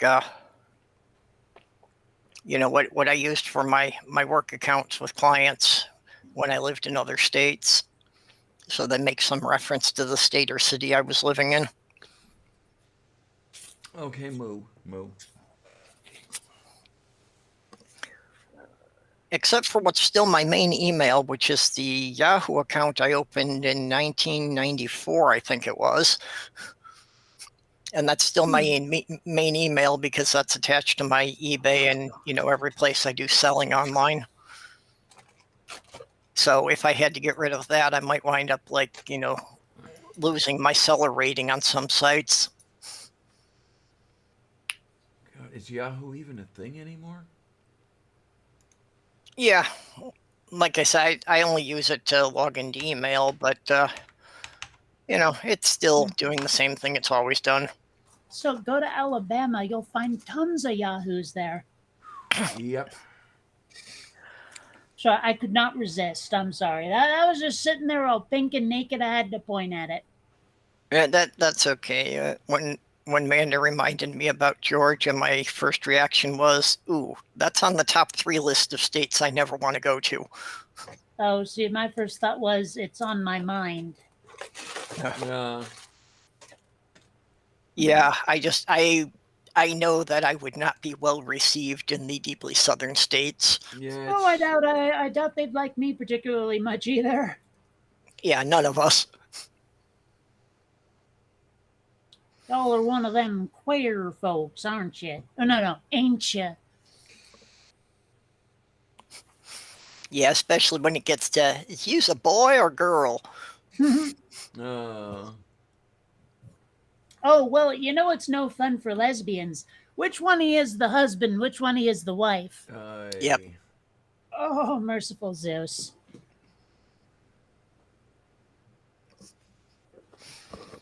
Well, you got to remind him that never in his life did Jesus wear pants. Hell, I'm not sure he ever wore underwear. Probably not.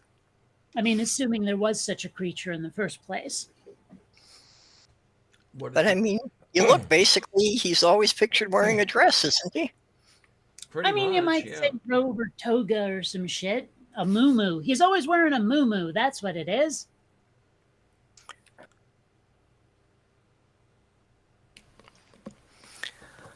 Oh, yeah. Moo. Yeah, Moo, no. yes, muumuu. That's one of those things. It's like, I know what it is when I see one, but I've got no definition for that word.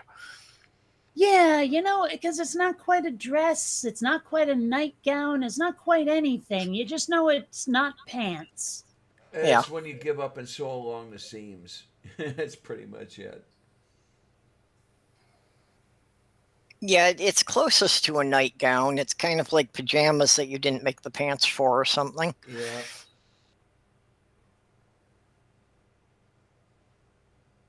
But I tend to think of it as something that reaches pretty far down, like Yeah. further than like Yeah, most it's got to go don't. at least knee Ankle length. Yeah.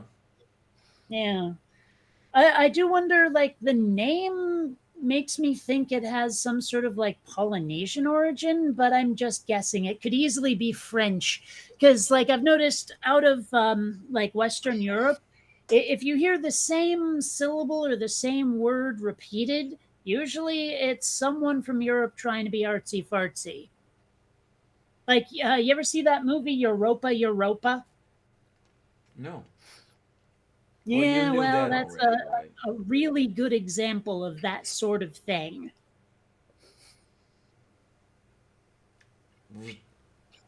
Generally, when it's like a syllable repeated, I think it's usually something that came very early in the language because it's usually like, something that children say at an early age before they really master the language. Like I mama mean, and dada. yeah, but Okay. I did say not just syllable, though. It could be a word. Like, take, for example, the band Duran Duran, which took their name from a character from the movie Flash Gordon, right? The one with the Queen soundtrack. I don't know if Yep. that's from the original Flash Gordon before the movie came around, but yeah, I mean, Duran Duran is perfect. It fits exactly the pattern I'm talking about. It doesn't have to be like, Fifi, Mama, Goo Goo, any of that. It can Yep. just be, yeah, it's weird, but it's there. Well, I don't know. Maybe I overthink these things, but it's kind of the way I've noticed certain accents have certain tendency or trends towards certain patterns kind of thing. Yeah, well, I went off on a tangent there of the preacher speaking in tongues, that if you listen for more than about 30 seconds, you realize they start repeating the same set of syllables over and over. oh, Hmm. absolutely. Yeah. Now, I've never really gotten a definitive answer on this one. If you're speaking in tongues, like, what are the limits of how much sense you're allowed to make, and what are the limits of what they'll accept as not mockery? Like, if you literally start jazz scatting, they'll probably tell you to knock it off. But if you start talking in pig Latin, they'll tell you to knock it off. At what point does it become nonsense enough, but the right kind of nonsense enough to be considered talking in tongues, speaking in tongues? I think that's going to vary with the, individual church and basically how quick the preacher catches on to what you're doing. I suppose possibly, but I mean, if someone told me to speak in tongues, I'd have a hard time figuring out what to say, so I'd probably fall back on Ishtaviot and Skitter and Chew and see what happened. I do wonder sometimes whether the stuff I do would be taken by some as speaking in tongues. Well, it sounds remarkably like the speaking in tongues they did in the movie Jesus Camp. Oh, okay. Okay. I still have to see Jesus Camp.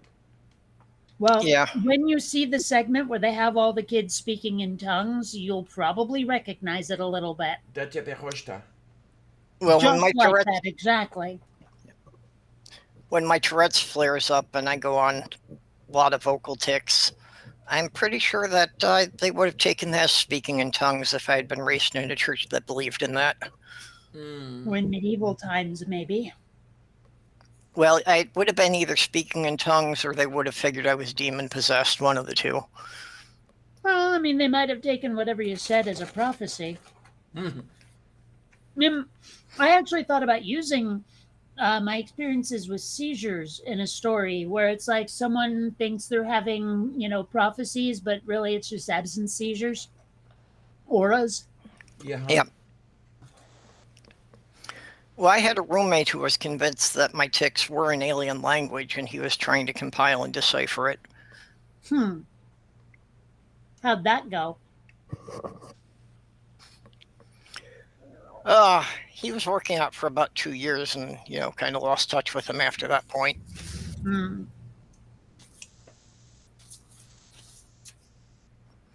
And there are some things that comes up that some things kind of wind up becoming words over time. All right. Like my fiance noticed that there were certain words that I only used towards her, so she was basically figuring these were endearing terms. Hmm.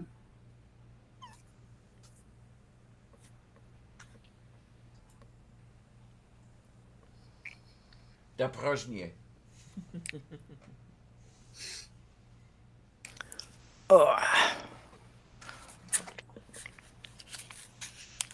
Well, you two need to talk more because I'm still trying to eat my dinner here.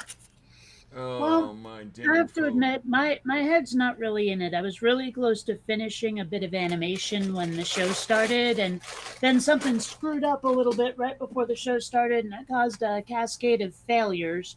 So, I Oh, mean, no. yeah, it's kind of a pain in the ass, but what can you do? So I'm a little distractorated, is my point. Oh, I get you. There are some days that I'm scheduled to do a stream and I'm just not feeling for it, so I'm hoping everyone else will keep carrying the conversation on and not notice I don't say much. Plus, there honestly hasn't been a lot new going on in my world, so I mean, I don't even really know exactly what to talk about. Well, you have been kind of fixated on the one big project, so Yeah. not surprising. Well, that and the situation with my parents, of course. But beyond that, well, actually, I take it back. My friend Tom came back into town. I think I mentioned it before. He was living in Italy, serving under an admiral because he's in the Navy. Yeah, Uh, he um, sent you the video game. Yeah, well, he came back to town briefly with, I'm not entirely certain if they got married for everything except the ceremony, and the ceremony's happening in December, or if they're just fiancés, but he showed up with his now fiancée, Okay. and I'm hoping it doesn't cause confusion because her name is Katie. Ah, So, in a moment of not quite hearing properly, there could be some confusion. But other than that, I mean, it's great to see him again. It's been like 2 years, and he was that sort of brother from another mother type that I seem Yep. to attract whenever I move somewhere. Mm-hmm. It's really great to see him again. It's been too long. Yeah, but he's got to go back, right? Until he can come back. Yeah, well, he's got to go back, but then he's coming back. Like he's got orders to come back to San Diego. He's just not 100% certain when they'll be carried out. Moo. Moo.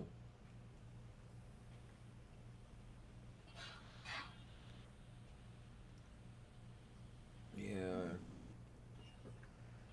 Kind of know how that sort of thing goes. But, you never can make plans in a situation like that. You're just waiting for whatever it's going to be. And then, well, especially with the military, they're notoriously unpredictable about those things and change their boy. mind on a moment's notice. Oh, Yeah, boy. there is that. Although when you think about it, though, I mean, is the Navy really going to say no, no, stay in Italy that much? I mean, like, are they really going to insist that hard? Do you think? It depends if he has any specialized skills that they need there.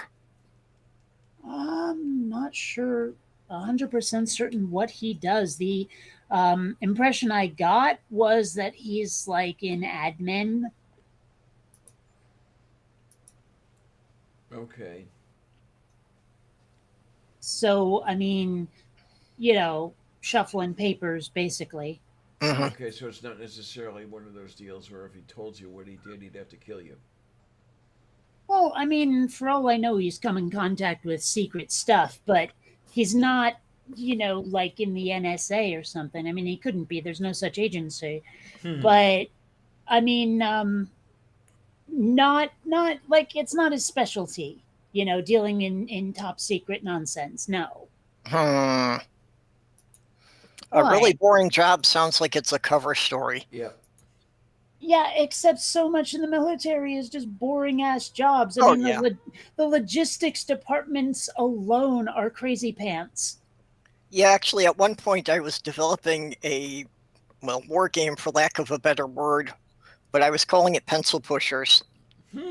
That rather than being a general on the battlefield, you were the company clerk, and everything was decided by die rolls based on who you sent supplies to. Oh, jeez. Okay. Actually, there's a couple of games vaguely like that where you're controlling supplies. I before the pandemic had this Friday night board game night that was like every other week, which is why I wasn't always at movie night. And so I've been introduced to a lot of games, and some of them are no joke about shuffling supplies and inventory around. I mean, it's not always like armies and stuff. Sometimes like there's one where you're running a plantation in Jamaica or something. Or no, it's Puerto Rico. Yeah, Puerto Rico, I know the game. Yeah, so I mean, there are some where you're playing the admin, but it's yeah. One of the things that continues to be an irony for me is that just after I moved here, I bought the game Pandemic. And because of the pandemic, I have yet to be able to get 6 people in a room together to play it. I've played. Damn it, I'm trying to remember. Is Pandemic the one where you are the disease or the one where you're fighting the disease? No, it's generally all the players are fighting it together. So you're kind of working as a team against the deck. The thing is, there's another one, I think it's Plague Inc., where you are the disease and you're trying to kill off the earth. Like you're trying to be the first disease to kill everybody. Okay, I was playing Pandemic before the pandemic. I played it only once. And I remember all of us playing. We needed one extra move to win. Just one extra move. And we couldn't figure out how to make it work. Yeah, there's several variants on Pandemic out. The last time I was at a gaming convention, I was playing Cthulhu Pandemic. Mm. And it was one of those that, like, okay, we had it all sewn up. Everything was going to be fine, and there were only like 2 cards left in the deck that could have been a problem. But of course, what comes up is the biggest bad. On the opposite end of the board, so nobody could get there in time to fight him before he was up to full power. I've had a few games like that. Although sometimes they turn out to be a big win for me. Like the very first game I played of Puerto Rico, I won accidentally. Like something came up where some of the stuff I'd been almost accidentally hoarding because I couldn't get rid of it. Like I didn't want it. All of a sudden became the perfect thing to have to win the game. And I was like, oops, okay, I'll take it. Yeah, the stuff people have been laughing at you for collecting suddenly becomes the most valuable item. Mm-hmm. It's kind of like playing Flux. You ever play Flux? Oh, yeah. Yeah, where just the rules can go completely sideways on you at any moment. That is a wacky game. Yeah, we've got a couple of versions of that, too, because that's one that we can actually play with just 2 or 3 people. I've actually got a bunch of board games where if you really wanna, you can play with one. I've got a couple that have solo games, but none of them play very well that way, so... Well, the Firefly board game plays amazingly for just one person. It's crazy how much fun it is, even if you're all alone. I've heard that. That's one I don't have. Fair warning, it takes an obscene amount of table space. Yeah. I've seen it at conventions, and I've seen people, like, putting 2 conference tables together for it. Yeah, it's kind of like that game. I don't know if you watched The Big Bang Theory, but if you saw that one episode where Sheldon takes out Campaign for North Africa, that game is crazy pants. Oh my gosh. Oh, my Vonric is here. Hello, dear. Oh, hey, Vonric. Hey, Vonric. We're, I don't know if late is actually a set amount of time on this stream. You never can tell. There's a classic Avalon Hill naval game called Jutland. Oh, yes, I know the one. Yeah, since Hasbro brought it, that will never see the light of day again. But yeah, that was one that screw the table, lay it out on the floor. You're never going to have enough room. Yeah. Which is a problem if you're in a house with cats. Here. I mean, there are a lot of games. You ever try to play Monopoly on the floor in a house with cats? Yep. Because those hotels and houses, they're going everywhere, and there's not a damn thing you're doing about it. Well, I had a cat, Tasha, who just loved to collect red things. So anytime I had Axis and Allies set up, she would come and try to steal the Russian infantry.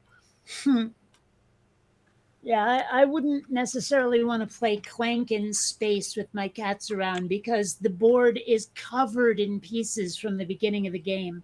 There's all these little like secret tokens that you can pick up, and I mean, a cat will bat at them. You have to watch the board constantly. Yeah, I miss my gaming conventions. And unfortunately now with, outbreaks on the rise again, I'm back to wondering about whether or not doing a hotel convention in October is going to be a decent idea. Well, I keep saying I mean to go to Comic-Con someday. I live in fucking San Diego. I don't need to have a hotel room or anything. Mind you, it's still a big ass crowd. They're doing it virtually again this year, so, I don't even have the opportunity to consider it, but I have thought about it. Yep. Well, and that's since I'm back in Minnesota, I actually wouldn't have to get a hotel room. It's a bit of a drive each way, but could be done. It's just the issue that, in the conference rooms there, you're going to have a couple hundred people crammed together in one room. And, all it takes is a couple of anti-vaxxers in there to be spreading whatever. Yeah. There are like a couple of games that I really want to give a try, but, or rather, I want to play again, but I need to find people with the right mindset to play them.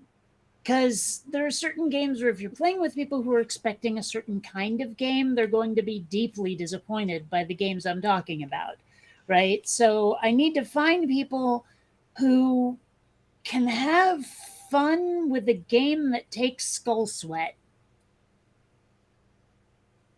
I mean, it doesn't have to be a lot of thinking, but people who can play a game where you really got to think ahead. Like, imagine if chess wasn't really boring. Yep. I mean, I have a couple of games like that. Robo Rally comes to mind, or the Portal board game also comes to mind. And the Portal board game, you wouldn't think it, but it's actually a lot of fun. Yeah, Robo Rally's one that we run at the conventions, and actually I've been in the process that I got a bunch of the largest possible Lego base plates. So we're redoing Robo Rally in Lego so I can create custom boards on it. Nice. I think there ought to be a computer version of it, like an online version of the game. There should be. I wonder why they haven't gotten one by now. I mean, I know there are new editions of games out there, They changed some of the cards. Like the version I have is from the 90s, and it's different. The way like weapons and add-ons are handled is completely different. Yeah, I know that they had come out with a newer version. I haven't seen the new one. I don't know what the differences between them are. But I mean, if you like programming, you'll probably like Robo Rally. There's also the Portal game is a lot of fun, but again, you have to be in the right mindset to play it. If you're looking for a certain kind of game, it just won't appeal. It requires a lot of thinking ahead, a lot of forward planning. So I haven't played Portal yet. But that's fun. a big part of why I like going to the conventions, is it gives me a chance to kind of play test a couple new games and decide, what I want to spend my money on. Okay, I've got a question for you. Have you played Are You a Robot? No, I don't know that one. That game is a lot of fun. It's a hidden identity game. It's basically just 3 cards. One says you are human, one says you are human, and one says you are a robot. And once the cards are handed out, you look at them, you figure out what you are, And then you just start asking questions and you try to figure out who the robot is. And the robot, now here are the win conditions. If the humans shake hands, they win. If a human shakes hands with the robot assimilates them, and then they both assimilate the lone human that remains, right? Now, Mhm. both humans also have guns. They can shoot anybody at any time, but if they shoot the human, they lose. You see, now I was playing this game at that board game night, and I don't know if it was just the group I was playing with or what, but we played about a dozen games, one after the other. And by the end of it, we were so shell shocked with paranoia, we couldn't stop laughing. It was just absolutely crazy. And I loved it. It was fun. I mean, what I wanted to do was to record our gaming session because we really got into it. We were really role playing it and use it as the basis for an animation someday. You know, I mean, make a set that looks like a space station, make some characters, and just use the sound of the people playing as the basis for a video. Yeah, I could see that. Yeah. So if you've ever played it, or if you ever want to try it, if there's some way to do it online, like some sort of random generator that I don't know, I'm sure there's one. I know there are game generators that'll do the die rolling and such for you. And it's just it has to be hidden from the other players is the thing. Because it is a hidden identity game. If anyone knows who the other players are, the game's completely ruined. Yeah, I'm not sure how you would do that without, at least the moderator knowing who everyone is. I suppose you could do it with 4 people, yeah. Yeah, but then the person setting it up really wouldn't be able to play. Yeah, that was my thinking. I mean, let's put it There's this way. probably a way you could do it with the well, randomizer. well, if nothing else, I mean, I'm the one who wants to make the video in the first place. I could always sit it out. I'm the producer, director, whatever. So, I don't have to be the one playing.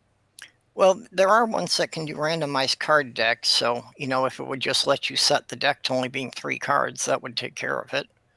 That's true. That's true. Hey, speaking of which, did you know that I made a set of custom Quinn Redshift playing cards? No. Yeah, it was pretty cool. I took well, each card has a different planetary background, right? And each of the face cards are one of the characters from the animation. And I used a very sci-fi looking font, and my camera's not plugged in. No wonder. I'd actually unplugged the camera to do backups of Quinn Redshift. I am not losing this project to a disk crash or a glitch. Yeah, you don't want Get that. that. So okay, oh yeah, look at all of the weed cartridge like stopper thingies. Okay, so the jokers are aliens, like the abduct and probia aliens. Mhm. Maybe it's, can I get it up here without too much glare? I see it. Yeah. So there's that. I mean, here's an ace, and there's the 4 of hearts, right? The Joker is a character named Reese. I don't want to say too much about him yet, but you can sort of see, and then of course that's diamonds. Here he is as the Jack of Spades. I'm surprised a club hasn't come up yet. Oh, here's one. Okay, so that's Quinn, and he's the king. And clubs, there's a larger version of clubs. Let me say, here, 4 of clubs. Okay. And like I said, every card has a unique planet and a unique star field. And all of the backs say Quinn Redshift. Looks cool. So So are those going to be available through your merch store? I don't know yet. I mean, I haven't thought about setting up a merch store yet, simply because, well, for two reasons. One, Quinn Redshift isn't done yet. But second, and I know a lot of people don't believe this, but I was one of the first people to set up a merch store with the atheist community. And when I did, people gave me a gigantic mountain of shit for it. And I don't want to do that again. I mean, everyone has a merch store now, but at the time, everyone was laughing at me. And honestly, I didn't need that. So, Yeah, well, even when I was setting up my channel, there were a lot of people who, were very snide about e-begging. But it's like pretty much accepted now that everybody's using Patreon and Ko-fi and all those. yeah. So, but I mean, if Quinn Redshift gets as big as I hope, as big as I'd like, as big as I imagine, I'm sure I'll put out at least t-shirts. As big as you hope, like big enough to kill the mouse? That'd be nice. Actually, I wouldn't object. I've mentioned it before. I've given thought to what I would do if I was approached by a studio. Yeah, I know you've mentioned that on Twitter a few times. And yeah, similar thing. I think about that, what if somebody decided to make my novel into a TV series or something? It's like, yeah, do you really want other people controlling your characters? Yeah, that is something I've really considered, and I think there would be a couple of main things for me. Like anything I create is the official canon. Like they can make money off of this, but what they are doing is not official. It'd be kind of like, okay, what happened in that cartoon show is not the real Ninja Turtles. That kind of thing. So I would also want a certain amount of trailer approval, because let's face it, how many times have you watched the trailer and gone, oh my gosh, they just spoiled the ending? Or oh my gosh, they have just shown every good special effects shot. Yep. So I would want a little bit of trailer approval just to say, look, let's leave the audience something. Well, mine's a very open universe thing, so I was thinking that I would be fine if they wanted to do something with a group of characters in the universe I created. But like my core group of 5 or 6 characters, I'd have to keep control over those. I wouldn't want somebody else writing over them because I'd be afraid of them making them do things that I thought were out of character with them. Well, that's what I mean, is anything I do would be official canon. It's kind of the way, like, as I understand it, George R.R. Martin has said that Game of Thrones is his baby. And so what you saw on that television show isn't necessarily what you'll see in the books, and the books rule. Like, if there's ever a dispute between the show and the books win. Yeah. That's the kind of thing I'm talking about.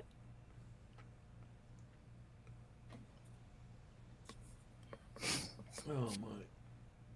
And I mean, honestly, if I get myself to a position where I can live a very comfortable life and I don't need their money, then that's what I'll do.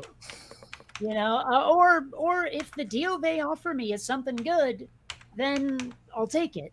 But I mean, I would probably either take the money, build my dream house, buy a DeLorean, and then donate the rest of it, or I don't know. I mean, find some other way to. I don't know. I don't know exactly what I'd do. I'd make a big budget movie of my own, I guess. I don't know. Well, I played with the idea of the potential for other ways to make a profit off of it. Actually, while I was working on my second novel, I was simultaneously developing a role-playing system based on it. I do have one idea, and I had ideas for how to implement it. I haven't nailed it down. Is like a fantasy setting, high fantasy, Tolkien-esque, all of that. But the cattle mutilating, crop circling, abducting, and probing aliens show up. There was a story kind of like that called The High Crusade, but they were the wrong aliens, right? And I was going to call it Abductions and Dragons. You know, is like I actually had a excuse me, a bunch of names for it. And also, if it was going to be like a board game or something, I had ideas for expansions, like just in terms of names. But I was never really able to nail down what the game itself was gonna be. I had a few ideas, like the villagers have to get enough resources to summon the dragon, while the UFOs have to mutilate enough cattle or something to get whatever it is they need to do to murder all of the. I don't know. I mean, I couldn't Yep. figure it out.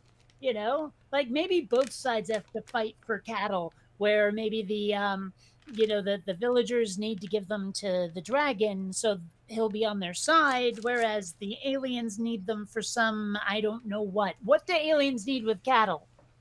I don't know. The way they're mutilating them, I would assume they're extracting something rare from some internal organs. Yeah, I mean, I don't know. But I do know that I want to do something with the concept. Like, okay, here, I found my list finally. A Midsummer Night's Scream, right? Like night with a K, a Midsummer Night's Scream. The Excalibur Files, and Area 1451. Okay. Like Area 51. Yep. But honestly, Abductions and Dragons is the one that really grabbed me. Yeah, mine centered heavily around a group of time travelers, so I was just going to call it It's About Time. I think there's already a movie called that. Yeah, well, a lot of common phrases there are, but like I said, it was a development title. Yeah. Time traveling gets very, very messy, and it's really hard to explain everything, and that's pretty much why that novel never got finished. Yeah, that's kind of why I decided I wasn't going to mess with time travel in Quinn Redshift. Well, Like- that's it. like I for a decided little it's still while- useful for a background thing, but yeah, not to be the main basis. It was getting too much. Well, for a little while, I thought that might turn out to be like the main plot idea. Like, I had this idea of like, if time is literally a physical dimension, then what would that look like? Mhm. And why are we moving in a certain direction? That kind of thing. But then I decided, like, yeah, it's too messy. And the idea I'm really working with, and you'll probably forget this by the time I'm done making it, is sort of a ship of Theseus problem with the self. Yep. Like how much of your brain can be replaced until you're not the same person anymore? Mm-hmm. How much can you like empathically and maybe even telepathically communicate with other beings just as a normal course of life before like all of you start to sort of meld together? Yep. Yeah, Von Rick said I try to avoid punishment in games. Yeah, well, when I play games, I'm a little bit of a punk who should probably be punched or punted. Yep. Because my puns are pungent, you see. Yeses. So send me to the penitentiary. Yeah, he'd probably have a problem playing with either of us for very long, so. Dust. I don't know. I like to think my puns are perfectly cromulent. I think you lost us on that one. Yep.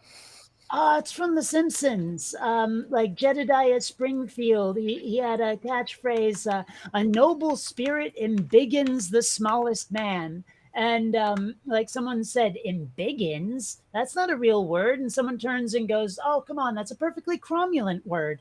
Okay. I haven't watched that much of The Simpsons, so. Well, it was a very early episode. Yep. But yeah, it was, I think it might have been the same one where they were installing the monorail, but I'm not sure.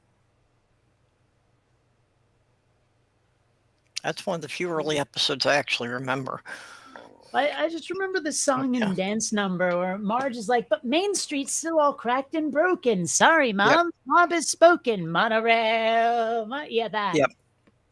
That just slayed me at the time. Like, I don't like musicals, but when they're like completely impromptu and unexpected, I find them quite hilarious. Yep. I just liked it because I thought that would have been the perfect opportunity for Lego to bring back their monorail was under a Simpsons set. There's They haven't made a monorail since the mid 1980s. I don't know. There's just something about an upraised monorail that grabs the sci-fi nut in me. Yeah, well, that was the whole point of monorails. They look futuristic. Yeah. They're not really practical for anything, but they look futuristic.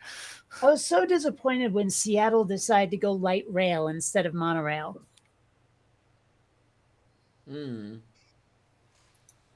I would have been okay with the light rail if it had been upraised. I wanted that futuristic look. That was the main thing. But it was not to be. Well, What's futuristic about a raised light rail? Then you've just got Chicago. I was going to say, yeah, I absolutely love the L. Well, it depends on the design of the train, doesn't it? Yeah. Well, and it also depends on whether or not you've got pillars going down to the street. If the tracks are just levitating with no visible means of support, that'd be pretty futuristic. There you go. It really would. I just don't know how to achieve it. You just paint all the pillars camouflage and hope people don't crash into them too often. Oh, It's funny. There's a house here in San Diego that is painted with camouflage colors. And it's weird because I couldn't say it. all right. Yeah, I like the Hitchhiker's Guide idea. That it's too hard to actually make something. Well, it's too hard to actually make something invisible. But if you paint it pink and put a sign out that says somebody else's problem, everyone will ignore it. So, well, that might as well be invisible. Yeah. I found myself wondering what pink has to do with it. I don't know why it was pink either. It's just, the whole idea that as long as everybody thinks it's someone else's problem, no one will bother with it. I think I'm going to paint my invisible unicorn pink then. I thought Well, I that used was to one make of the joke- standard colors. Yep. I used to make jokes about it when I was in the pagan community because I was an SCP, a solitary eclectic pagan. Okay. Sorry, I missed that because you interrupted her. A solitary what pagan? A solitary eclectic pagan. Eclectic. That was the word I missed. And eclectic pagans were pretty much invisible to other pagans even, so. Not really sure what that means in this context.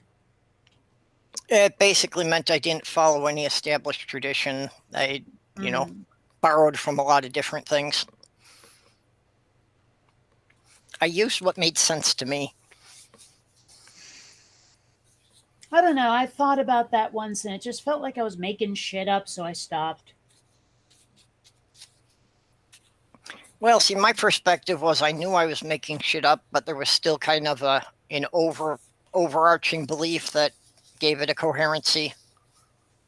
But basically, I was just following the concept of, like the Gaia force and that all life forms were interconnected on, some astral level.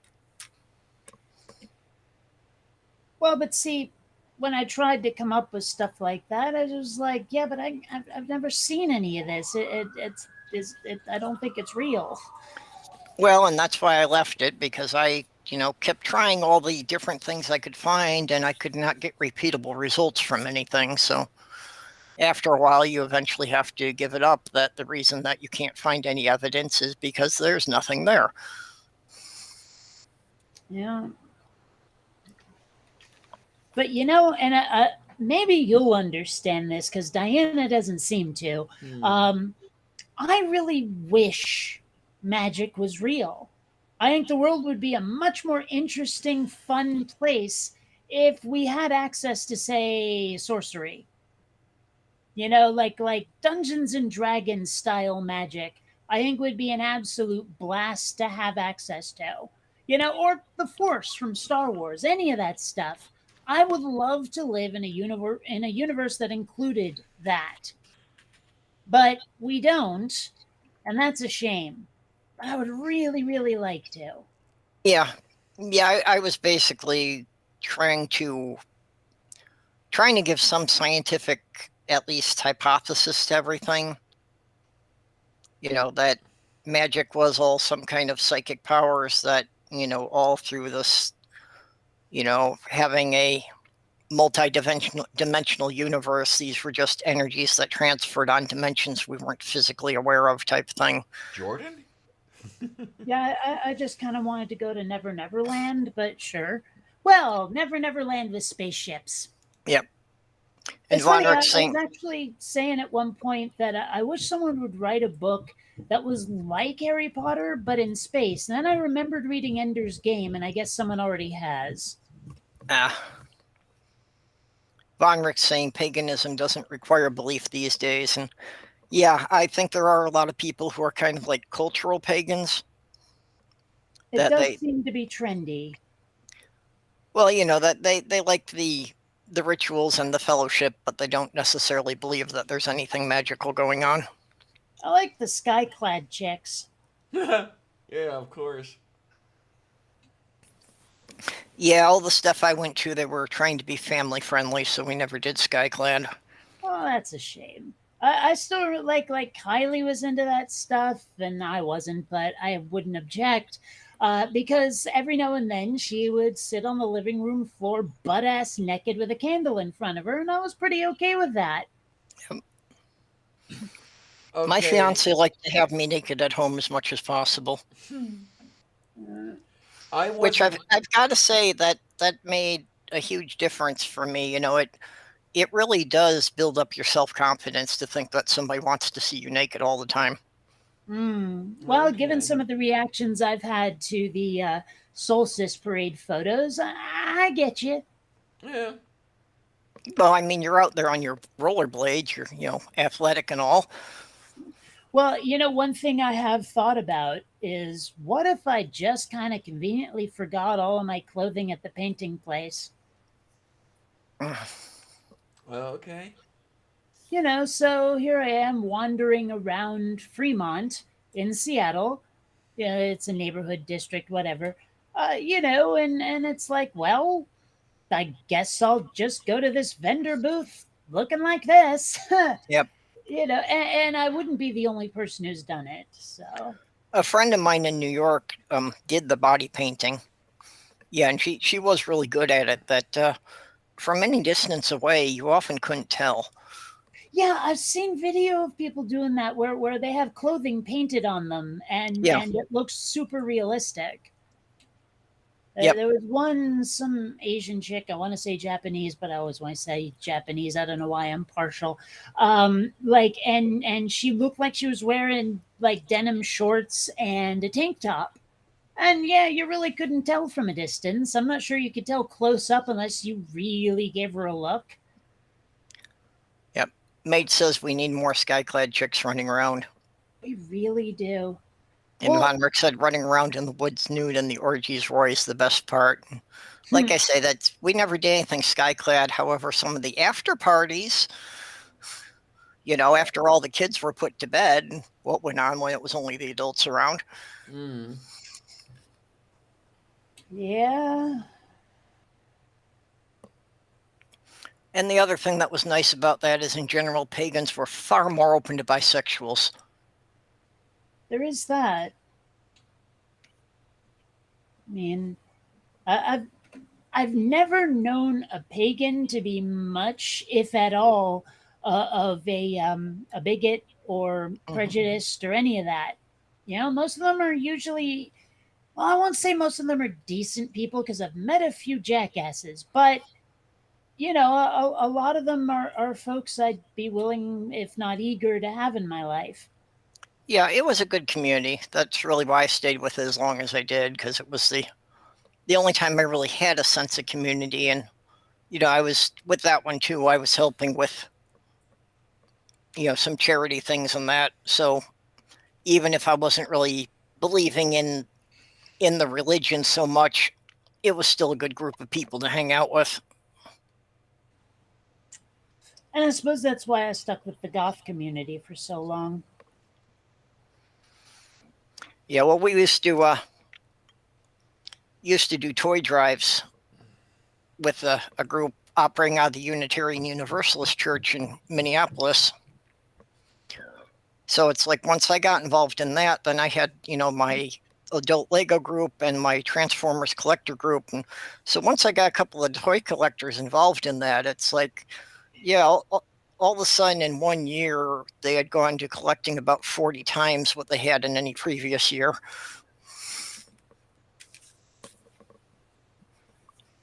So, just kind of bringing different groups together. Mm. Yeah, it is interesting some of the people that will come out of the woodwork to help others when they're not the ones you would expect necessarily. Yeah. I mean, I've been to a few goth charity drives, and, it's just a bunch of folks who want to help. Yeah, of course, there's, some crossover between the goth and the pagans, so. Always, yeah. Back in Seattle, there's this store. It still exists even post-pandemic. Well, not post-pandemic. It exists today. That was called. It's called Edge of the Circle, and a guy I know from the goth community kinda owns it and runs it. And the tarot reader was a friend of mine, and still is. I mean, we know each other on Facebook. Her name, I know her as Raven, but that's not the name that's on her license. Very nice. Yeah. I like her a lot. Good people. In the pagan community, Raven is about like being called Mary. Yeah, same with goths.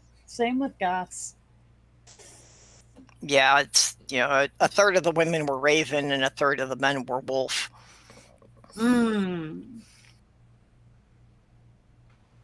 Not really sure if I noticed a trend with the guys. I'm sure there was one, but I don't really remember making note of it. I know that because it was Seattle and there's like this huge Scandinavian population, that Eric, very common.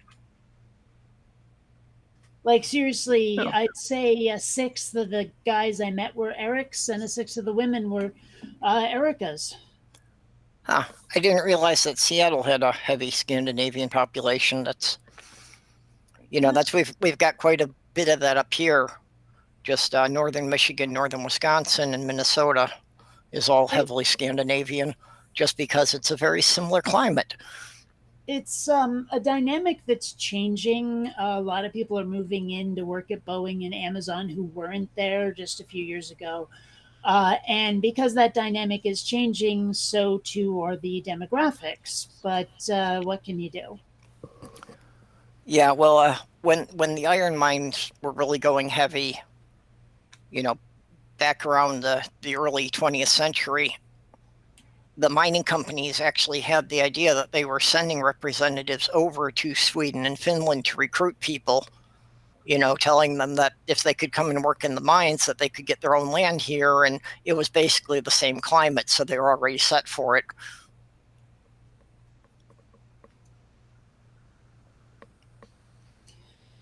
I wonder, like, it seems like a lot of folks are Danish and Norwegian. It seems like there's precious few Swedes for some reason. I don't know why. I only take note of it, of course, because my favorite band, Roxette, is Swedish, but Oh, still. there's plenty of Swedes in Minnesota. How many of them listen to Roxette? Well, I don't really know because I wasn't actually aware of the band before I met you. So, but then again, it's just not really my type of music. So a lot of people may have been listening to it, and I just didn't notice what it was.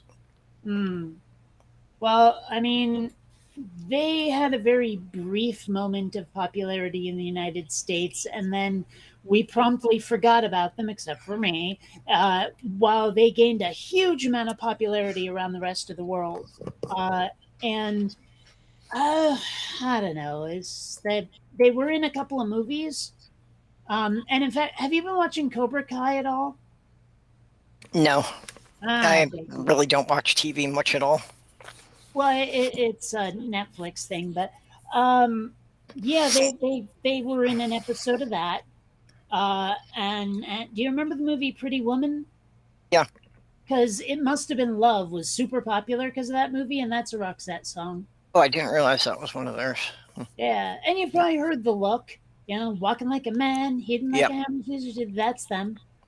Joyride, Dangerous, Dress for Success. It's amazing how many people I've met who listen to that list and recognize the songs and go, "That was all the same band." And I'm like, yeah, I don't know. It's a little frustrating sometimes. It's like they are my favorite band. I have a tattoo, and it feels like I'm the only one who likes them.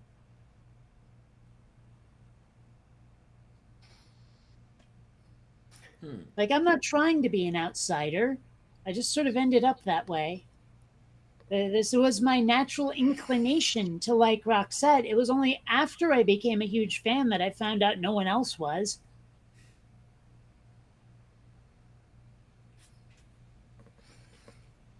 Yeah. Moo. Now you know how I feel. Yeah, but I don't know. It's different. I found something I really like that was sort of in the same vein as the mainstream, where what you're liking isn't even close. Yeah, but what I like is very moo. That Yeah. could mean anything. I'm very tone deaf, so music has never had a real big influence on me. About the only Hmm. thing, that I really get are, ballads, songs that really tell a story. Oh, see, maybe I'm strange on this one, but I've never really cared about lyrics. Yeah, I'm just incredibly tone deaf, so I don't really think I hear half of what most people get out of music. Hmm. Well, I suppose I get a lot out of just the sound of it. I mean, my favorite song in the world, Fading Like a Flower by Roxette, obviously, has this just really, really unique bass line that I just absolutely adore. I mean, I love Marie's vocals, but there's one moment in Fading Like a Flower where she shuts the fuck up and they let that solo fly. And I'm just, oh, if I'm paying attention to the song at all, I'm in heaven. Like, it's an ADHD thing. Like, I can hear a song and not even be listening to it at all. Like, the sound is reaching my ears, but it got me so jazzed that I'm paying attention to what I'm doing, not to the song. And then I only noticed that the song was even playing when it's ending, and all of a sudden that state of hyper focus is gone. Does that make any Yeah, it sense? sure does. Oh, yeah. Yeah, so I mean, Yeah, Fading it's Like a Flower does almost that for translate me. quality. But I'm just saying is when I'm paying attention to it and it gets to that part with the solo and I just hear that bass line, I melt.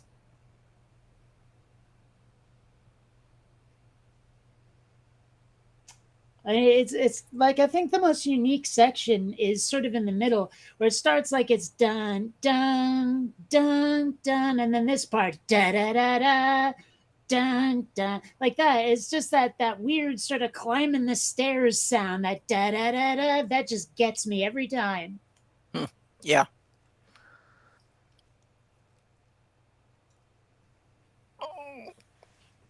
I don't know. I suppose that's what it is about Roxette, is maybe it's because they're European or something, but they do stuff I don't expect from other bands.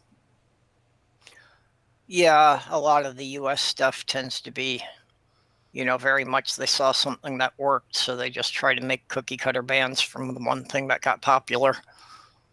Yeah, I saw a documentary or something about how most of the popular music we know today is written by two guys.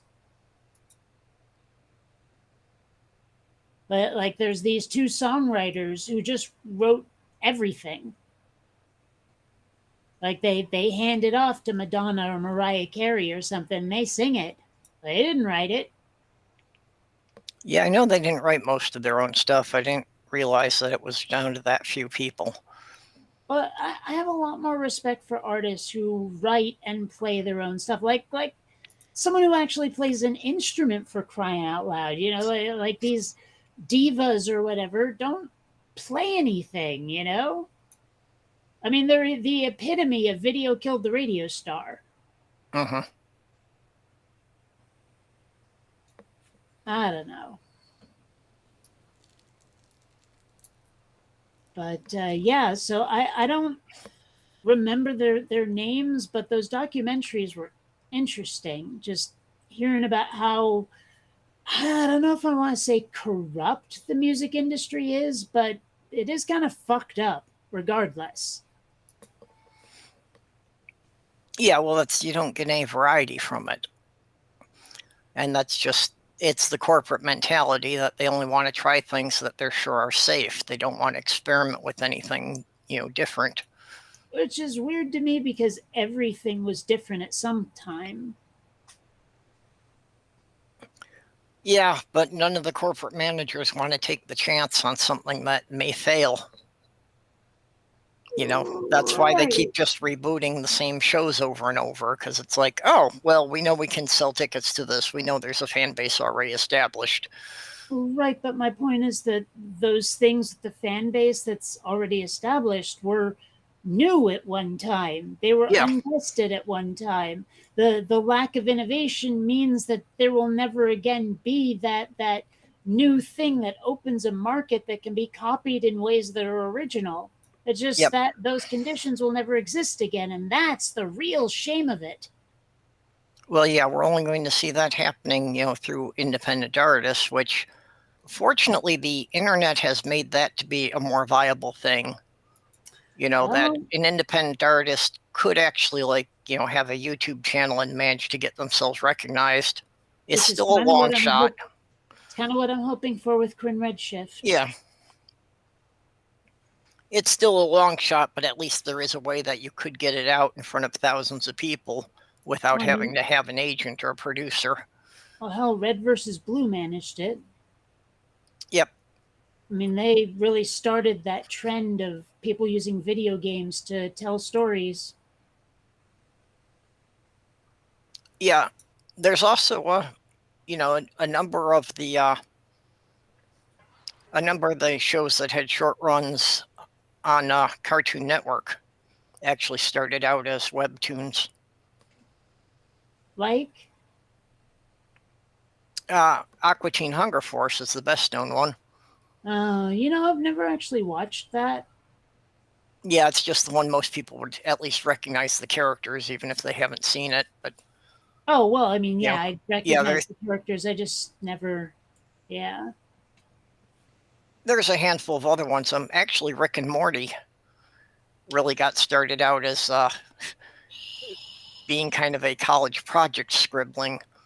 Well, I know at least most of the people in this stream know how I feel about Rick and Morty and why.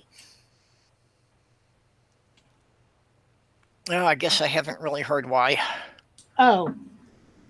Do you remember the first episode? Yeah. You remember how they said Morty like 90 some times through that episode? Okay. Well, I don't know exactly what that triggered in me, but it made me really, really nervous and angry. And from that moment on, I just couldn't watch the show. I'm like, if you're going to do that to me, and from the first episode, fuck this. Well, like with a lot of shows, I do think that it improved over time. I mean, I guess I could give it another try. I remember going through something similar with It's Always Sunny in Philadelphia. But when I knew what to expect, all of a sudden, like from episode 1, it was more appealing. Mm-hmm. But it was the shock of getting a format I really wasn't familiar with or expecting. I suppose that was part of it. I don't know. I mean, it's worth a shot is what I'm saying. Yeah. I've had things go the other way. Actually, I was one of the ones when Star Trek Next Generation came out. I did not like the idea of them rebooting it, so I didn't watch it at first. So I only came in like sometime in the third season. And when I went back and watched it, I realized that, yeah, if I had been watching the first season, I would have given up on it and I would never watched it again. Because it took until the third season for the writers and actors to really figure out who the characters were. Yeah. Well, I've been rewatching Babylon 5, and the first season is such a slog.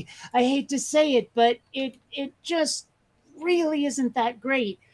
When Sheridan replaced Sinclair and they started getting into the meat of the plot, all of a sudden it was really good. But at first,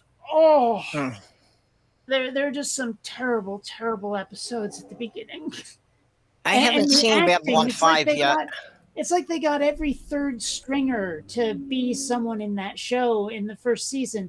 After that, again, second season, and it started really coming into its own. And I don't know if it was just they could afford good actors, or if good actors were like, actually, this wouldn't be hell on my career, or what. But, except for the main cast, everyone on that show was terrible in the first season. I mean, so bad. They sounded like high schoolers at an initial reading of something. Yeah, Vodrick said I watched the opening of Voyager and never watched another one. Yeah, Voyager's another one I could never get into. I watched a handful of random episodes. And I loved Voyager for a very specific reason. Tom Paris. Because of anybody in Star Trek, he was the most normal, the most ordinary, the one I could relate to the most. He struck me as the guy who might actually listen to rock and roll once in a while instead of insisting on frickin' Mozart. He's the guy I might expect to grab a beer instead of like wine or tea. He was the only one who didn't have this stick firmly up his ass.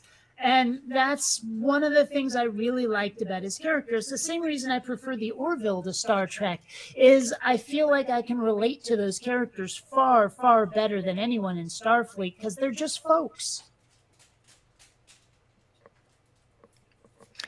yeah, I've got to go back to the Orville.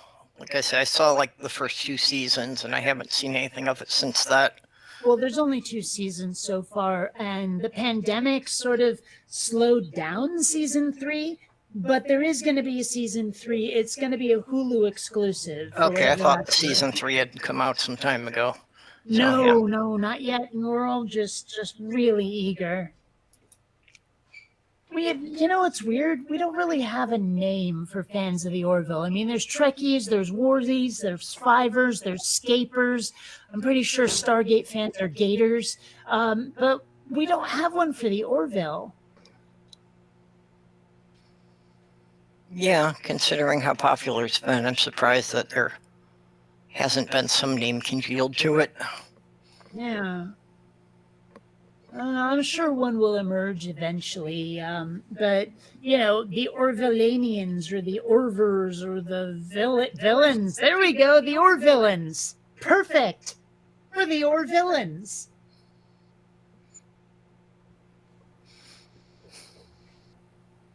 It's kind of like if I ever joined a religion, I'd be a Lex Lutheran. Yep. Love that joke. Like not nearly enough people find it as funny as I do, and that's a shame, but I love that joke. Oh, I've always found it funny because in Minnesota, Lutherans are the predominant group. Oh, yeah? Yeah. I didn't know There are that. probably more Lutheran churches than any other denomination in Minnesota. Huh. I actually don't really know what the Lutherans claim to believe. Well, apparently they do not believe in recreational weed. Well, fuck that. It's like Minnesota's liberal in so many things, and I don't understand why it was not one of the first 5 states to get recreational weed, other than that the Lutherans didn't like it. Well, I mean, as I understand it, that's where all of the blue laws came from. That the very idea of the blue laws was to enforce religious abstinence or something. I mean, Yep. something like that. And Actually, it was only 3 years ago that they finally passed legislation for there to be liquor stores open on Sunday here. Man, I am so glad I live in, like, if not actually progressive places, at least places that have gotten out of the dark ages. But see, that's what I mean. It's like it's weird things like that. But as far as the politics go, as far as the gay rights and all that, they've always been very progressive. I don't know if it's still true, but I was told at one time that Minneapolis had the second largest gay pride festival in the country. That Honestly, would, when, yeah, when that I would make when I sense. think of I don't. That's not the impression I've ever gotten of that state. Let me just put it that way. Is maybe I'm succumbing to stereotypes, but I really don't picture that.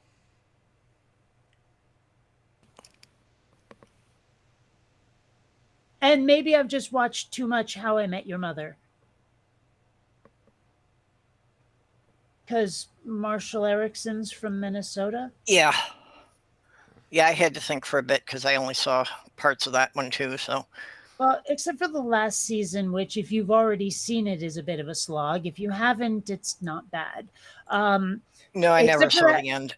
except for that last season, it's seriously one of my favorite shows. I adore it. I've watched it so many times through the pandemic. Um, I don't know. It's something about it grabbed me. I'm not even sure I can define what. My fiance really got into it, so I watched it with her a lot. But none of the characters, I didn't feel there was anyone in there I could identify with. Oh, maybe that's the problem.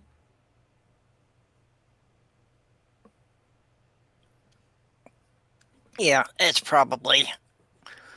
Yeah. I don't know. I feel like I identify a little too well with some of the characters from, say, The Big Bang Theory. But Yeah. I mean, I'm not sure how much I relate to the people in How I Met Your Mother, but I really, maybe it's just that I wish I had them as friends. I'd love to hang out with Lily and Marshall. They seem like they have just the right kind of fun.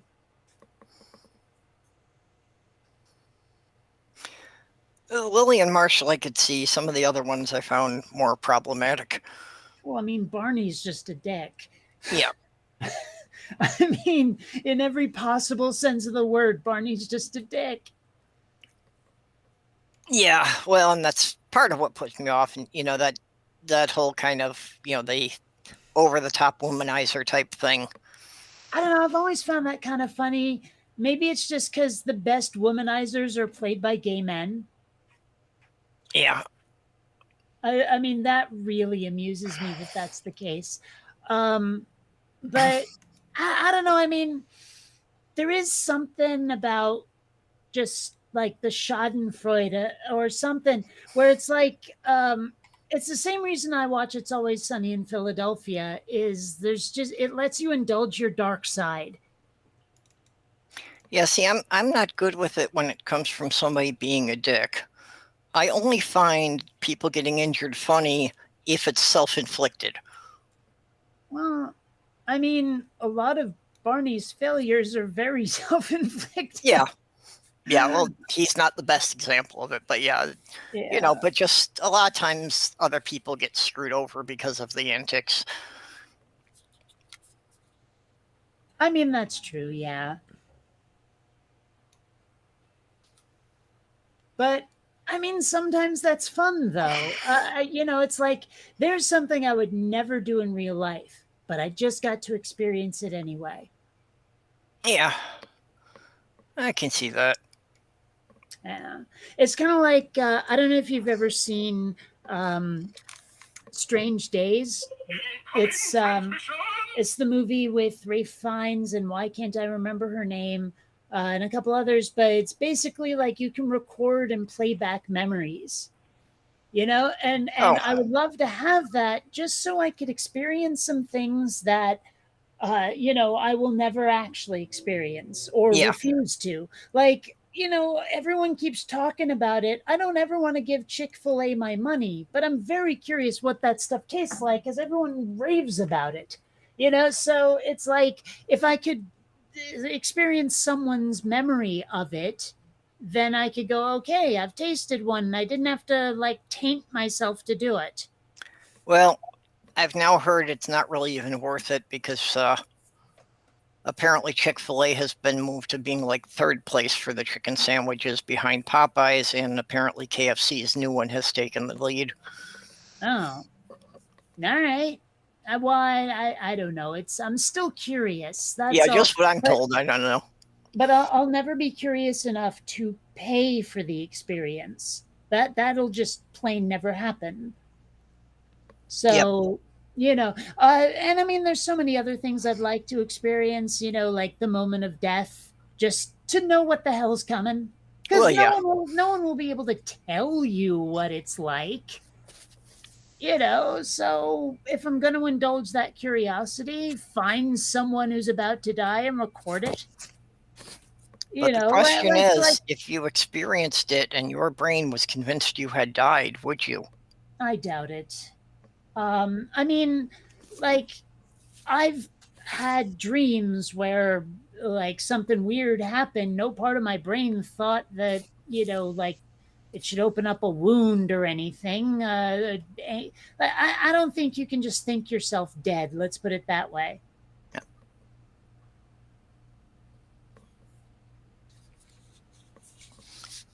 Yeah, no, I could get what you mean, though, about being able to directly transfer memories and emotions would definitely, there's so many things you can't really accurately communicate with people. I mean, I'm not sure I keep going through to the end, but since I'm not going to experience childbirth myself, I don't want to. It sounds horrid. And I don't really want kids either, but getting to play back some of it just to know what I missed.